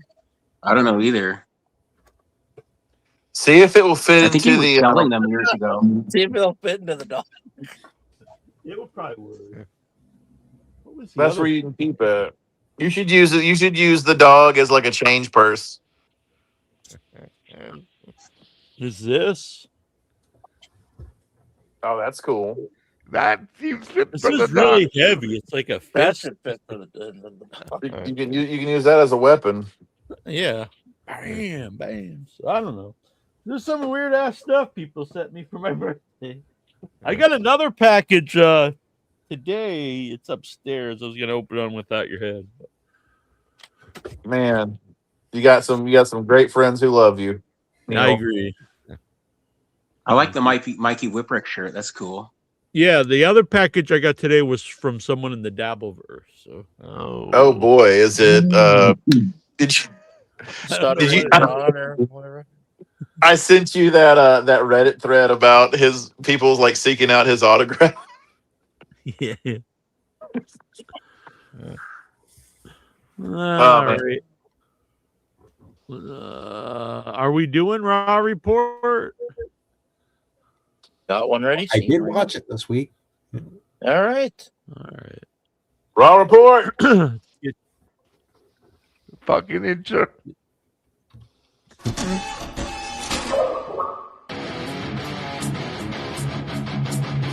Wait a minute. And we, after our 2 hours, a 2-hour wait, let's get to the Raw Report. No, fucking Injure. Raw Report. The intro will live on in the Raw Report video.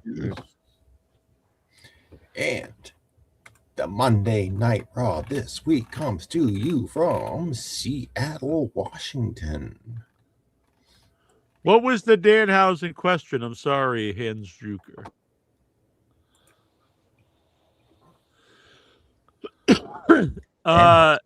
Yeah, or send it to me and I'll get it to Jobs. Yes. Give it to Jack, and he'll send it to me, and I'll get it mailed out to you.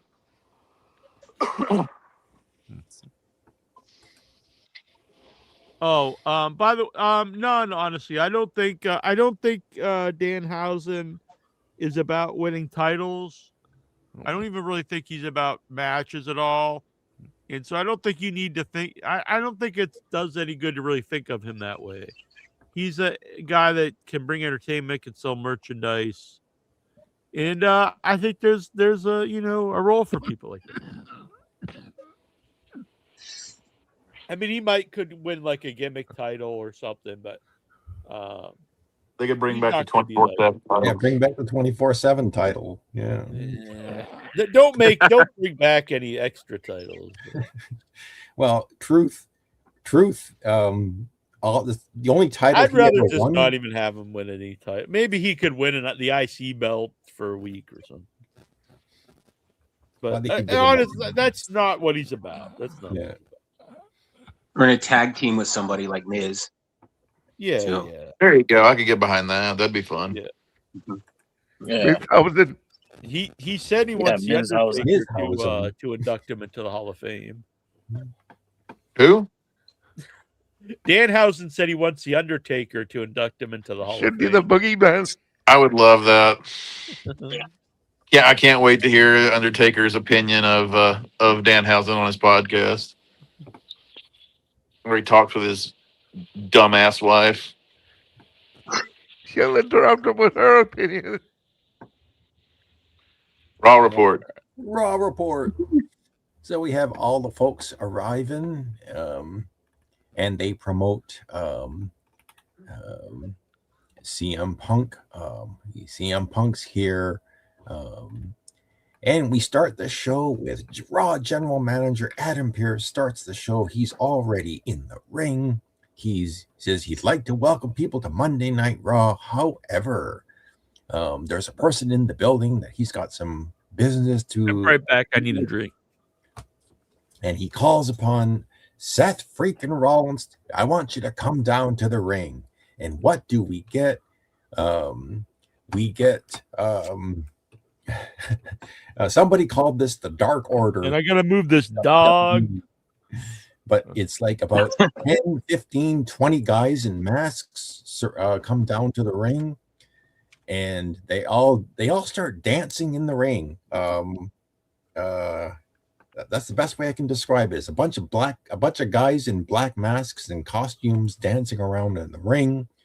Finally, one of them unmasks, and it's Seth Rollins. And throughout this whole thing, he doesn't say anything. He just stands there and looks at Adam Pearce. And Adam Pearce does all the talking in this segment. But basically, it says, I don't like the Vision, but I also, it's not my job to like or dislike people. It's my job to be general manager Monday Night Raw. And Rollins, what you did, with all of these masked men is unacceptable. And even though he thinks the Vision deserved it, Seth, you've had surgery less than 5 months ago. What's going to happen to you when you can't escape these guys?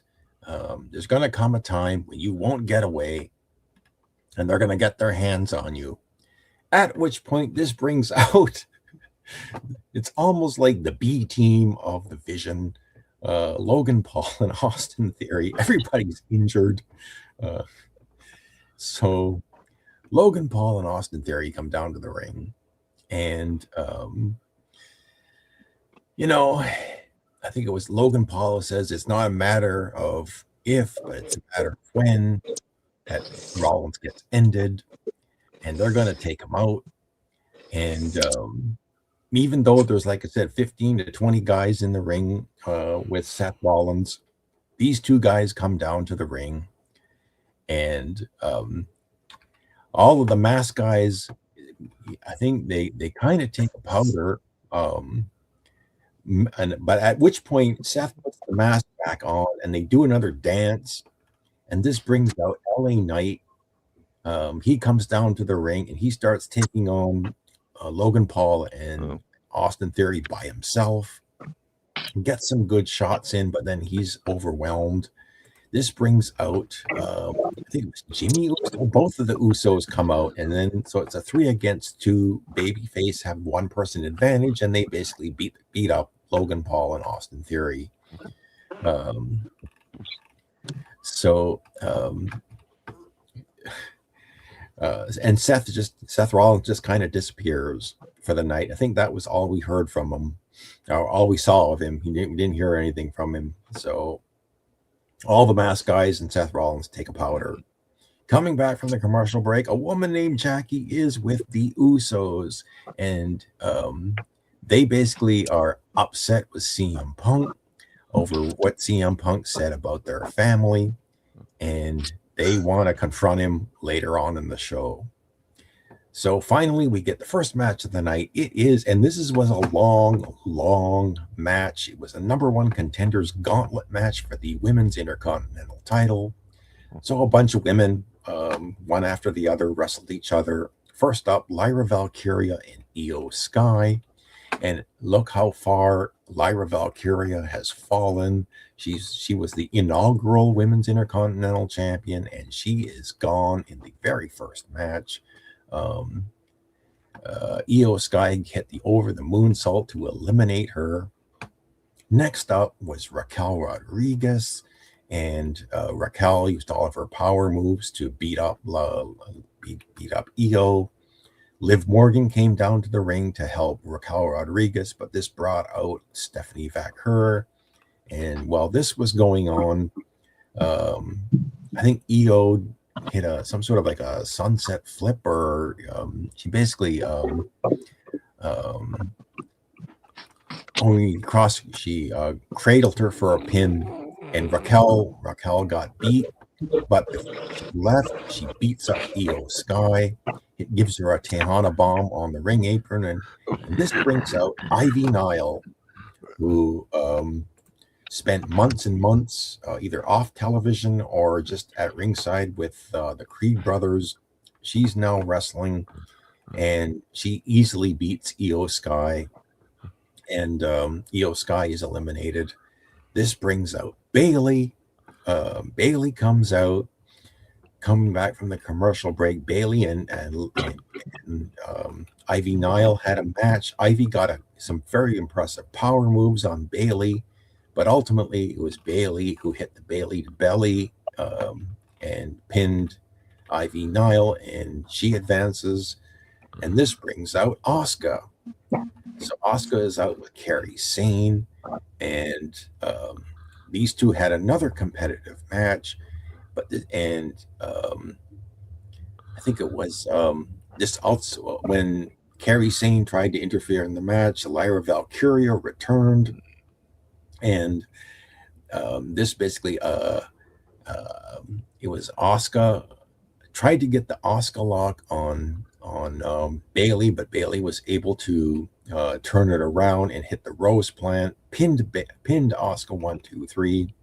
So after more than an hour, well, maybe not quite an hour, but it seemed like the first hour of the show was basically this gauntlet match.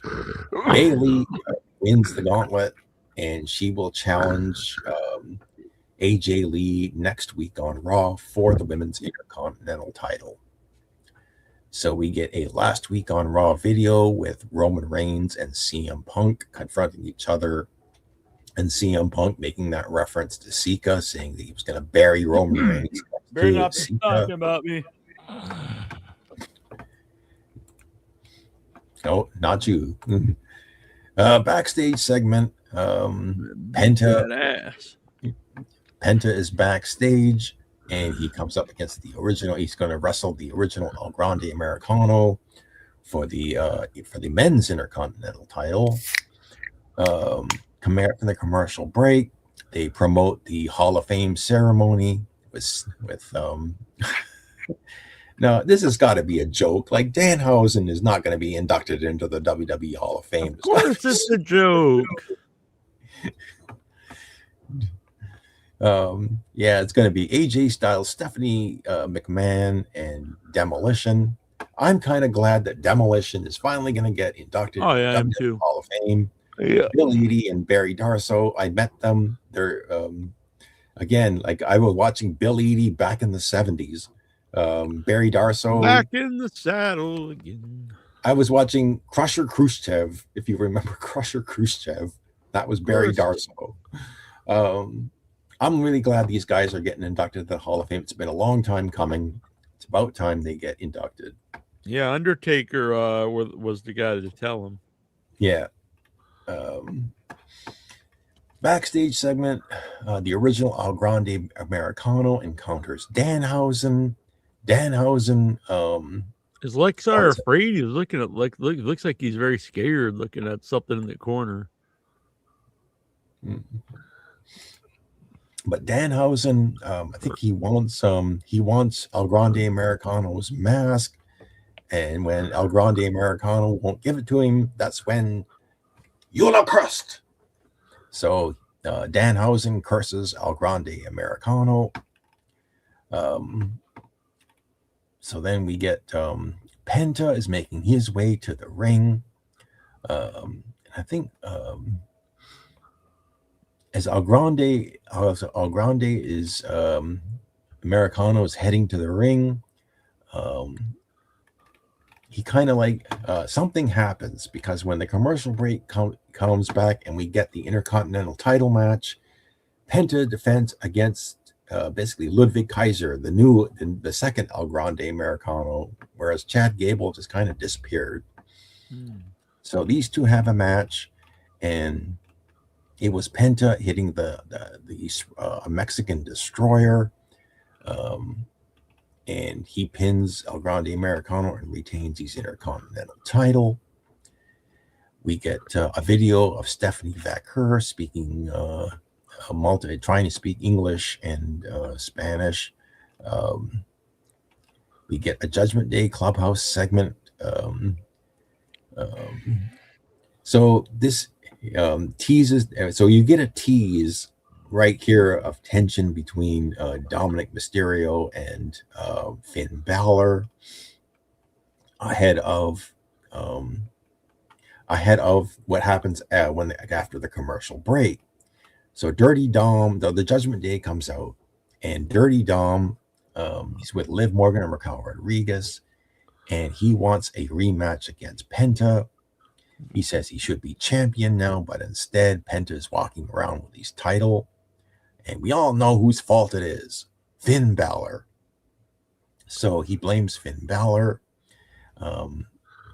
So he wants to confront Finn Balor. So Finn Balor and JD McDonough come down to the ring, and so basically he confronts Finn Balor, and when he finished, Finn Balor gets the microphone and he says,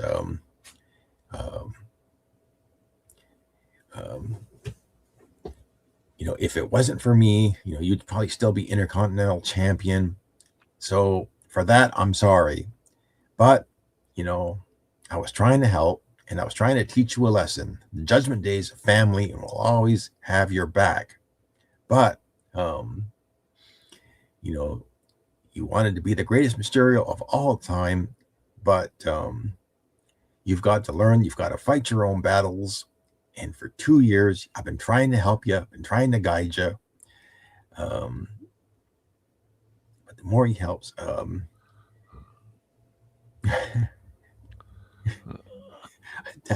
can't remember if this actually made it on air. He said to Dominic, maybe you're a spoiled little shit.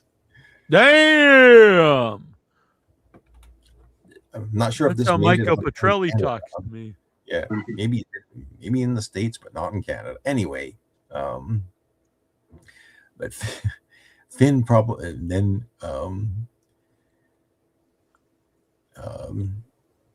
Dominic, I think he slapped him or shoved him, and Finn had his back turned to Dominic, and then he hit it's almost like he almost looked like a Pele kick or something, but he hit him, he hit Dominic, he gave him a sling blade, and he was gonna do his drop kick move. He pointed at Dominic, but then JD McDonough got in the way and stopped him, and that's when I think Dominic and JD McDonough, JD, he was going to do something, and then JD hit him, cheap shot at him, and that's when he and Dominic started beating him up, and then the girls got involved. So then you saw Liv Morgan and Raquel Rodriguez joining in, doing their best to beat up Finn Balor along with the guys. So Raquel, I can believe Raquel could probably legitimately beat up some small guys. But then, so one of them got the hammer, the ring, the timekeeper's hammer, brought it in the ring, and I think Dominic laid out Finn with the hammer, and then he put the hammer in his boot, and they set up Finn on the ropes, and then Dominic with the hammer in his boot hit a 619 to Finn's face and laid out Finn Balor for good, and they had 4 people standing over Finn Balor as he was beaten up in the ring. So this is kind of like, they lost Edge, they lost Damian Priest, Rhea Ripley. So, like, I think the Judgment Day is done. I mean, I would end the Judgment Day. It's kind of like, they're kind of like the C team or the D team of the Judgment Day by now. So like the Bloodline, the F team. Yeah. So backstage, you had Adam Pearce and Javon Evans. When Kofi Kingston and Grayson Waller come in and approach him, and Kofi has a talk with Javon Evans. I'm not sure if this is teasing a later match, or he's trying to recruit Javon Evans for the New Day, or where this is going. We get a woman named Jackie is with Bailey, interviewing her about being the number one contender. Do it up. So she talks about she's gonna facing AJ Lee next week on Raw, and then coming back from the commercial break is the match that Jack was talking about earlier. Or, I'm sorry, Nasty Neal was talking about earlier. It's Oba Femi versus Rusev. They've been teasing this match for a few weeks. Backstage segment with Oba Femi and was it a Rusev. doozy? And then I think it was last week. Rusev came out to the ring and called out Oba Femi, and they had a brief interaction. Well, now they finally had the match, and it was kind of disappointing that they didn't give this match more time. But I guess they're really trying to build up Oba Femi as this monster who crushes his opponents. And so Rusev did get some kicks in. He got a little bit of offense in, but it was Oba Femi getting the majority of it. And in short order, he hit the fall from grace and basically pinned Rusev 1, 2, 3 in the middle of the ring. They immediately do a next week on Raw saying Brock Lesnar will be there, and this is what I want to see. I want to see Oba Femi answer the challenge. Brock Lesnar's challenge, Oba Femi versus Brock Lesnar at WrestleMania. I think Brock doesn't need the win, and his days are numbered. I think his days are numbered as well in WWE. So I'd like to see him put over Oba Femi. I think he said SummerSlam's his last match this year. Well, so he could face Oba Femi, put him over, and still have a run, sort of like his own retirement run afterwards. So they promote AJ Lee versus Bailey, and they also announced that the El Grande Americanos will face each other as well. And Roman Reigns will be on Raw as well. Hell yeah. So coming back from the commercial break, I believe this was the main event segment. This wasn't. It was basically CM Punk and the Usos. So Punk comes out and he does his line. Is it a great time? Is it great to be alive on a Monday night? You can see this time in Seattle. He makes a Seahawks reference to get a cheap pop, and he says, I thought you guys would be mad at me, but some people are upset with what I've said and categorized it as disrespectful, but still seem to love him. But the one thing he knows is that Roman Reigns has never respected him in his career. So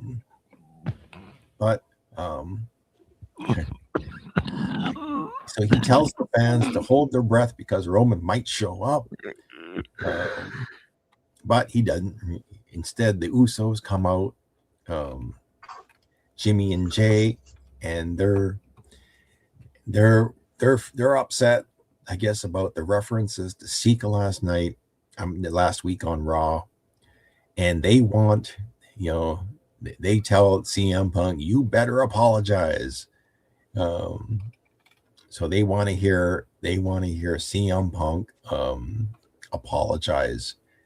I think it was Jimmy Uso says, I have a lot of respect for you, Phil. even they're calling him by his real name. I have a lot of respect for you, but what time?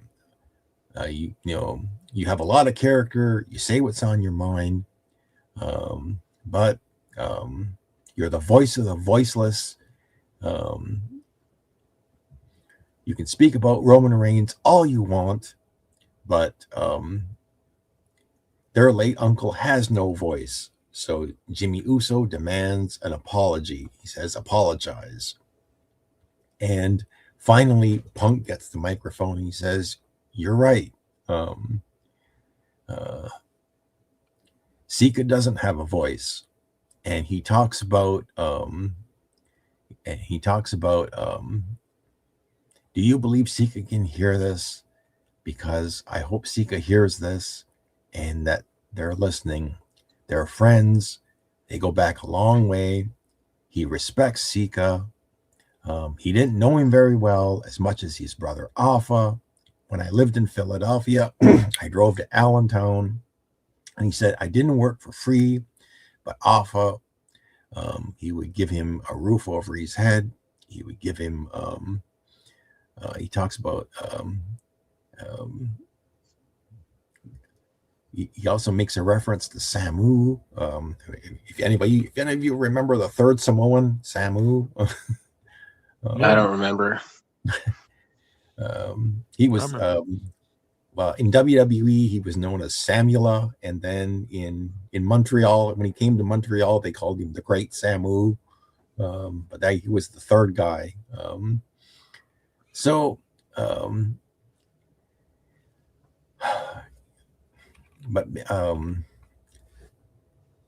he's talking about how Alpha helped him, but it was Jay. So Jay grabs the microphone and he says, Punk, you don't get it. This isn't about Roman Reigns. I need to hear you say I'm sorry. He gets into CM Punk's face, and so the crowd erupts into this say you're sorry chant to CM Punk. Say you're sorry. So finally Punk gets the microphone back and he actually says it. He says, I'm sorry. And he goes over to the other Uso and he says, I'm sorry. And the Usos feel, they kind of think, oh yeah, he's finally apologizing. But then Punk says, I'm sorry. I'm sorry Roman Reigns treated the two of you and the rest of his family in the bloodline like garbage for years and never once came out publicly to apologize for the way he treated his family, the family that he loves. I'm sorry that Roman Reigns disrespected one of my mentors, the great American Dream, Dusty Rhodes, the father of my friend Cody, who called him irrelevant. And I'm sorry, Usos. I'm sorry that Roman Reigns has tricked you and the rest of his Samoan family and all of the people, everybody watching around the world that gives a single damn about he doesn't give a single damn about any one of you.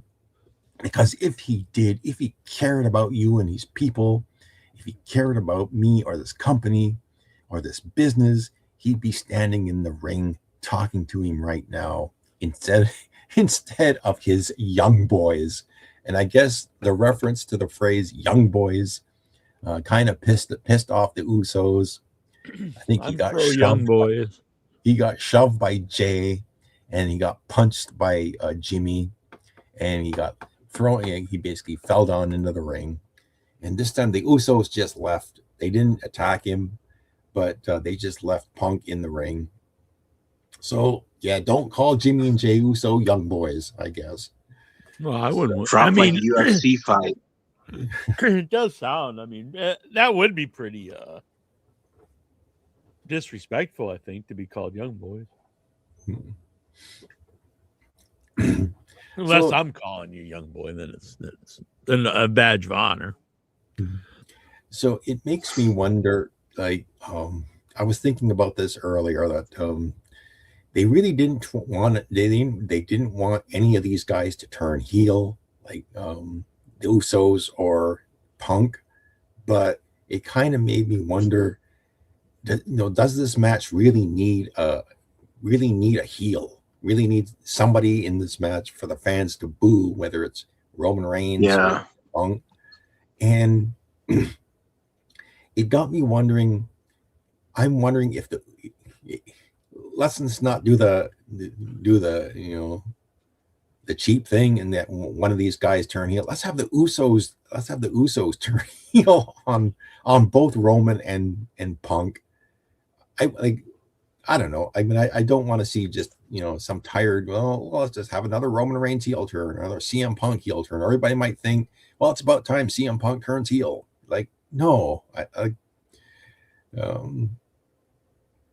think, yeah. Well, anyway, I'm just speculating, but I kind of like this. I kind of thought this Raw was much better than the past couple of weeks.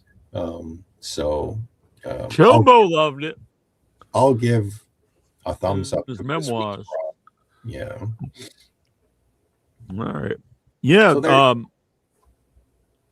Ludite told me he was really into Raw last week. No, I said I was in the Raw. Lexar hasn't seen Raw in like 3 years now. He's like going through convulsions.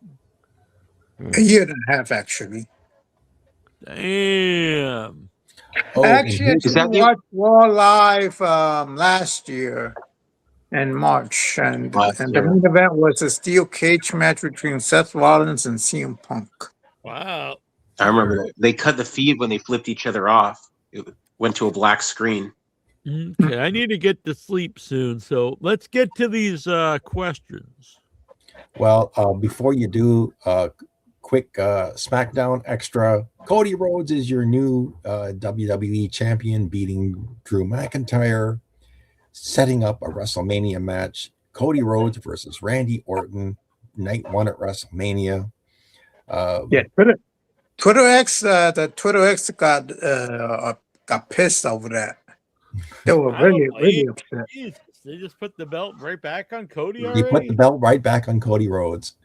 So now I think this is setting up a Drew McIntyre versus Adam Pearce match, but I could be just speculating. But it seems I'd rather see that. These two guys are going at each other. McIntyre is losing his shit over Pierce. Not Pierce. I'm sorry. What's his name? Magnus. Nick Aldis. He's losing his shit over Nick Aldis. So, I mean, I'd like to see a Nick Aldis Drew McIntyre match. I think that would be a great WrestleMania match, because nobody has ever seen nobody in WWE has ever seen Nick Aldis wrestle. So I'd really like to see that accumulate.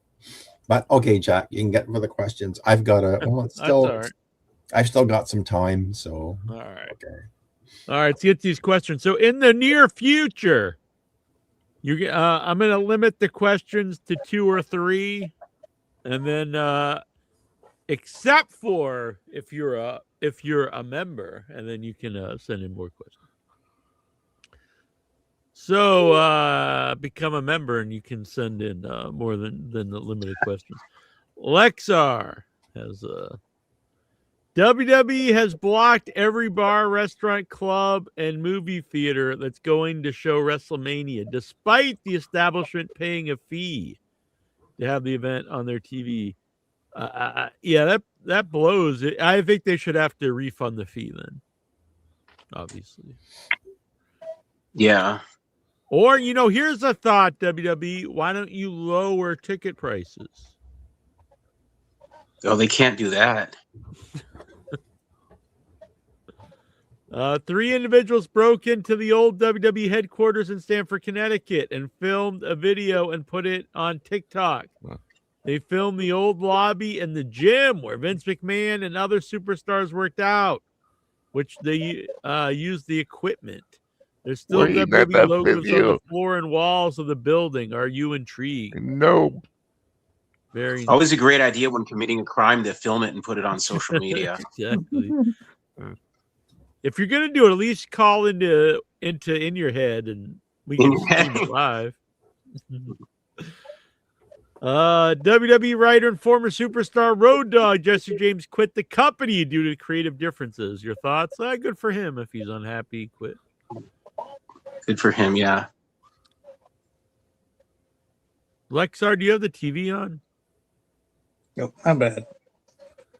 It's on a TNA channel. Well, actually, TNA Plus. I got it back now. So I have it on You TNA. have to watch TNA, TV Jack? while you're on the show. You can't just be on the show and not watch television at the same time. I'm listening. Wow. I heard Buff Bagwell was on TNA this week, but I didn't see him. Yeah, he wants to do one last match. I know That's people are good. saying They should let him. yeah, if he can do it. I know people are saying like Zach Gowen and stuff. The difference is Zach Gowen lost his leg at a much younger age, much smaller guy. I do think losing your leg in your 50s and then coming back and doing matches is probably a lot harder. But if he could do it, that'd be amazing. Yeah, I'd love to see it. Yeah. This is terrible. They're saying that Conan had one of his legs amputated and is at risk of getting his other one amputated. That's really terrible news. That's too bad. He's in really bad health. He's got a lot of health issues. AEW, because he was in the hospital for quite a while, last year. I heard TNA made him pay for his own surgeries too when he got hurt in TNA like 20 years ago. Wow.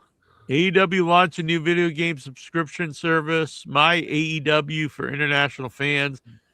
It will have the entire TV and pay-per-view library as well as live Dynamite and Collision and pay-per-views. I don't think that's true. I saw people posted that, but the live pay-per-view part I don't believe is true. That's from what I understand. I think you'll have to, you won't get the live pay-per-views from what I understand. Lexar, Stephanie DeLander, and Mance Warner have quit TNA because Stephanie wants to compete in the ring, but will not be medically cleared by TNA.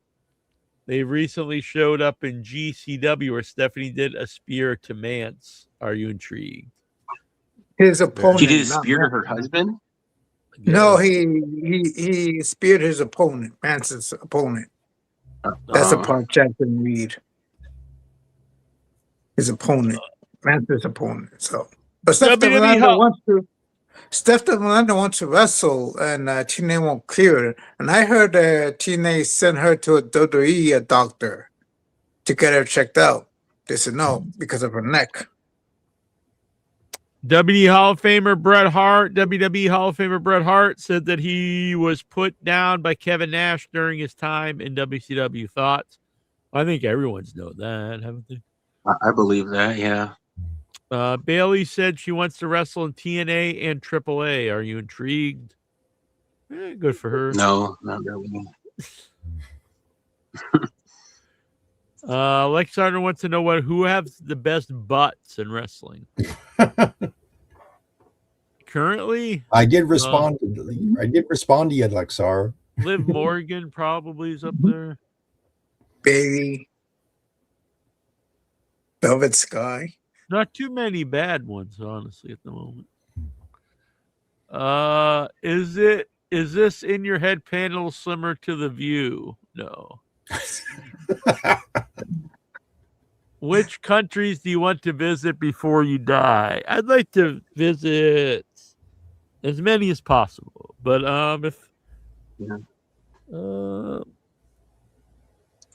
don't know.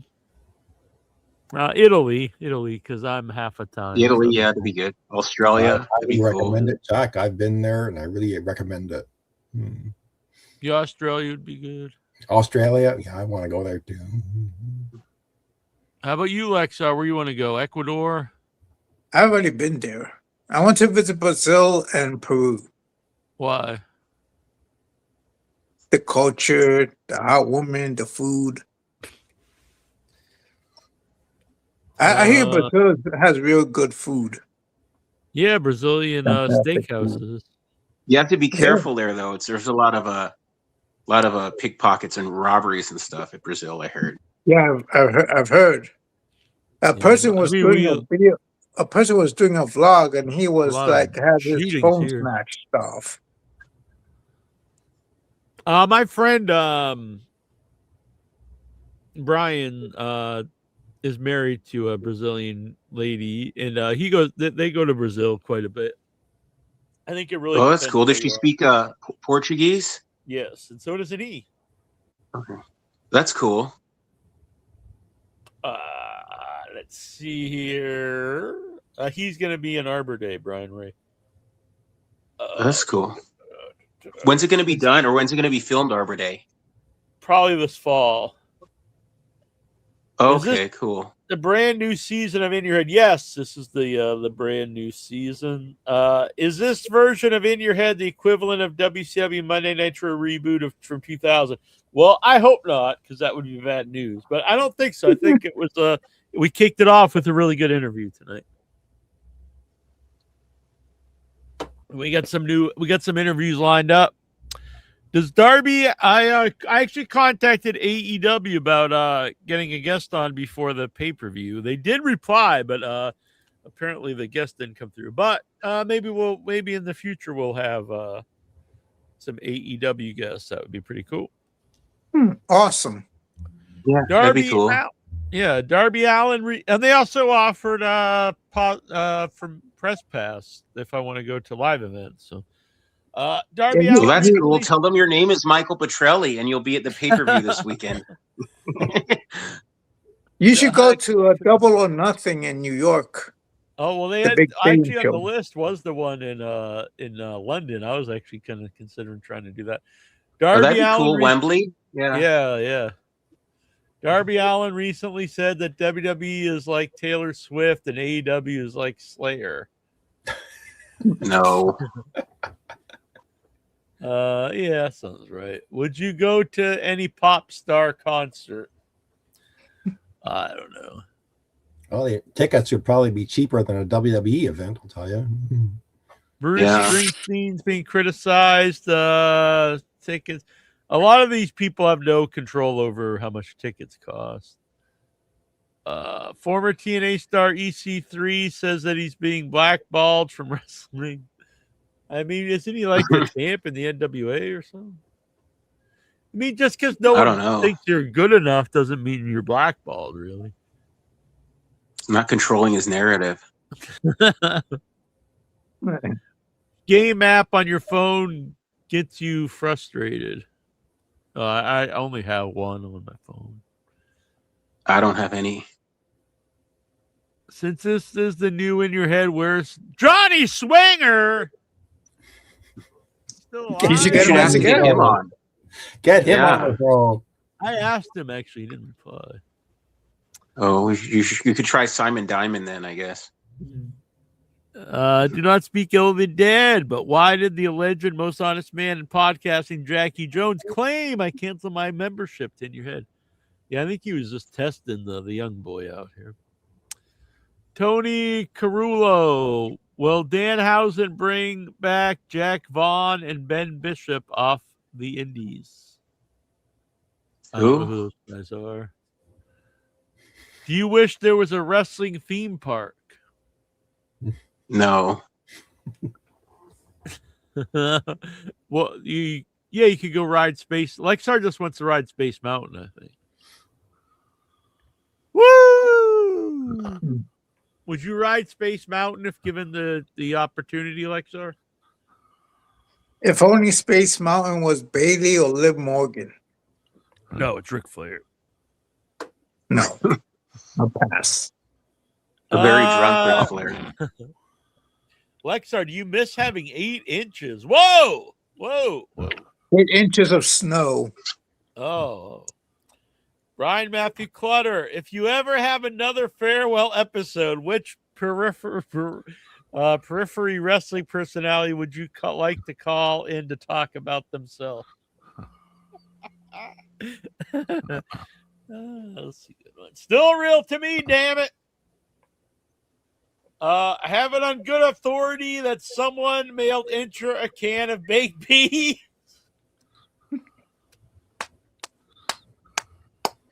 Very good. I'm sorry, but I'm very sleepy.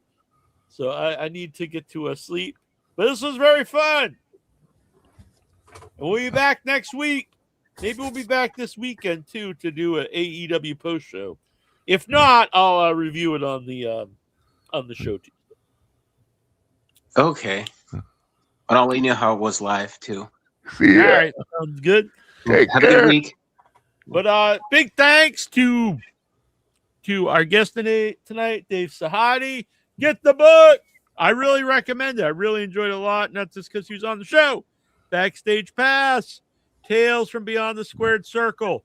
And Dave was really a great guest, and he's going to come back on the show next month. We're going to talk some more about the books, some wrestling, some horror movies. I think David Sahadi is going to be a regular on the show. I really enjoyed him on the show. Cool. I'm gonna have him as the next co-host. No, there will not be a new co-host of the show. This is the final. This is the final ride of In Your Head. Meaning this is it. This is Nasty Neal's now the host of the show. There won't be new hosts. Now the final ride. Maybe it'll last a few months. Maybe it'll last years. Maybe it'll last decades. We might go another 30 years, Lexar. But there will not be any more. There won't be new co-hosts on the show. Would you let Inch return if he came back? Yeah, if he bows down and kisses my ball sack. No, of course. Yeah, Incher can come back. I didn't kick Incher off. I'm not gonna add a different person as a co-host. You know what I'm saying? No, I would be cool if Sahadi's a regular, like a semi-regular, and he came on once in a while. That'd be cool. Yeah, just to chat. Yeah, and and Flea might co-host once in a while as if we review shows, that kind of thing. But there will not be a new permanent co-host. That's okay. Yeah. All right. Am I not good enough for you, Lexar? What is the question? Yes. All right. All right. Well, it's good to see you guys. And we'll be back next week. And we're doing the show earlier now, like at 8 here. I think 8's a good time. I know maybe NXT's on or whatever, but I don't care. It's on at 8. Fuck it. Maybe we'll start doing. I don't care, honestly. I'll be coming, but I'll be late. Sorry. Same here. Good for you. It don't matter. I might even go earlier, so you're even later. What do you think about that? Boom. 7 a.m. 7 in the a.m. morning. Back in the nasty old. Well, he did that once before. Yeah, I used to do. In your head in the morning. In your head in the In morning. your head in the morning. Morning head. Whoa, Morning Wood. Yeah. Could be the name of the show, Morning Wood. Hell yeah. Coffee with Neal, something like that. Anyway, let's get out of here. Thanks, everybody. I had fun. It was a good show Thanks. tonight. Have a good night. Yeah. Bye. Cool guests coming up. Join the group. There'll be a new Discord coming. Become a member. Help support the channel. And thank you to our sponsors, The Lurker, Brian Matthew Clutter, and El Santos World. Glad you're back. And you could send me gifts if you want. P.O. Box 415, Sandwich, Massachusetts, 02563. And I'll open them live here on I the don't show. have any doggy sex toys lying around. Well, it doesn't have to be sex toys. It can be whatever you want. It could be wrestling related. It could be something I might actually use. I was pretty sure you were into the doggy sex toys. Andre the Giant. Andre was big. Yeah, yeah, yeah. It was not small. No, no, no. Andre could drink and he could fight. Drink, drink, drink. And fight, fight, fight. Andre was big. Yeah, yeah, yeah. It was not small. No, no, no. Andre could drink and he could fight. Drink, drink, drink. And fight, fight, fight. Andre the Giant. Andre was big. Yeah, yeah, yeah. It was not small. No, no, no. Andre was great. He was not bad. A great big heart and a great big man. Andre was big. Yeah, yeah, yeah. It was not small. No, no, no. Andre could drink and he could fight. Drink, drink, drink, and fight, fight, fight. Andre the Giant. From Grenoble, France.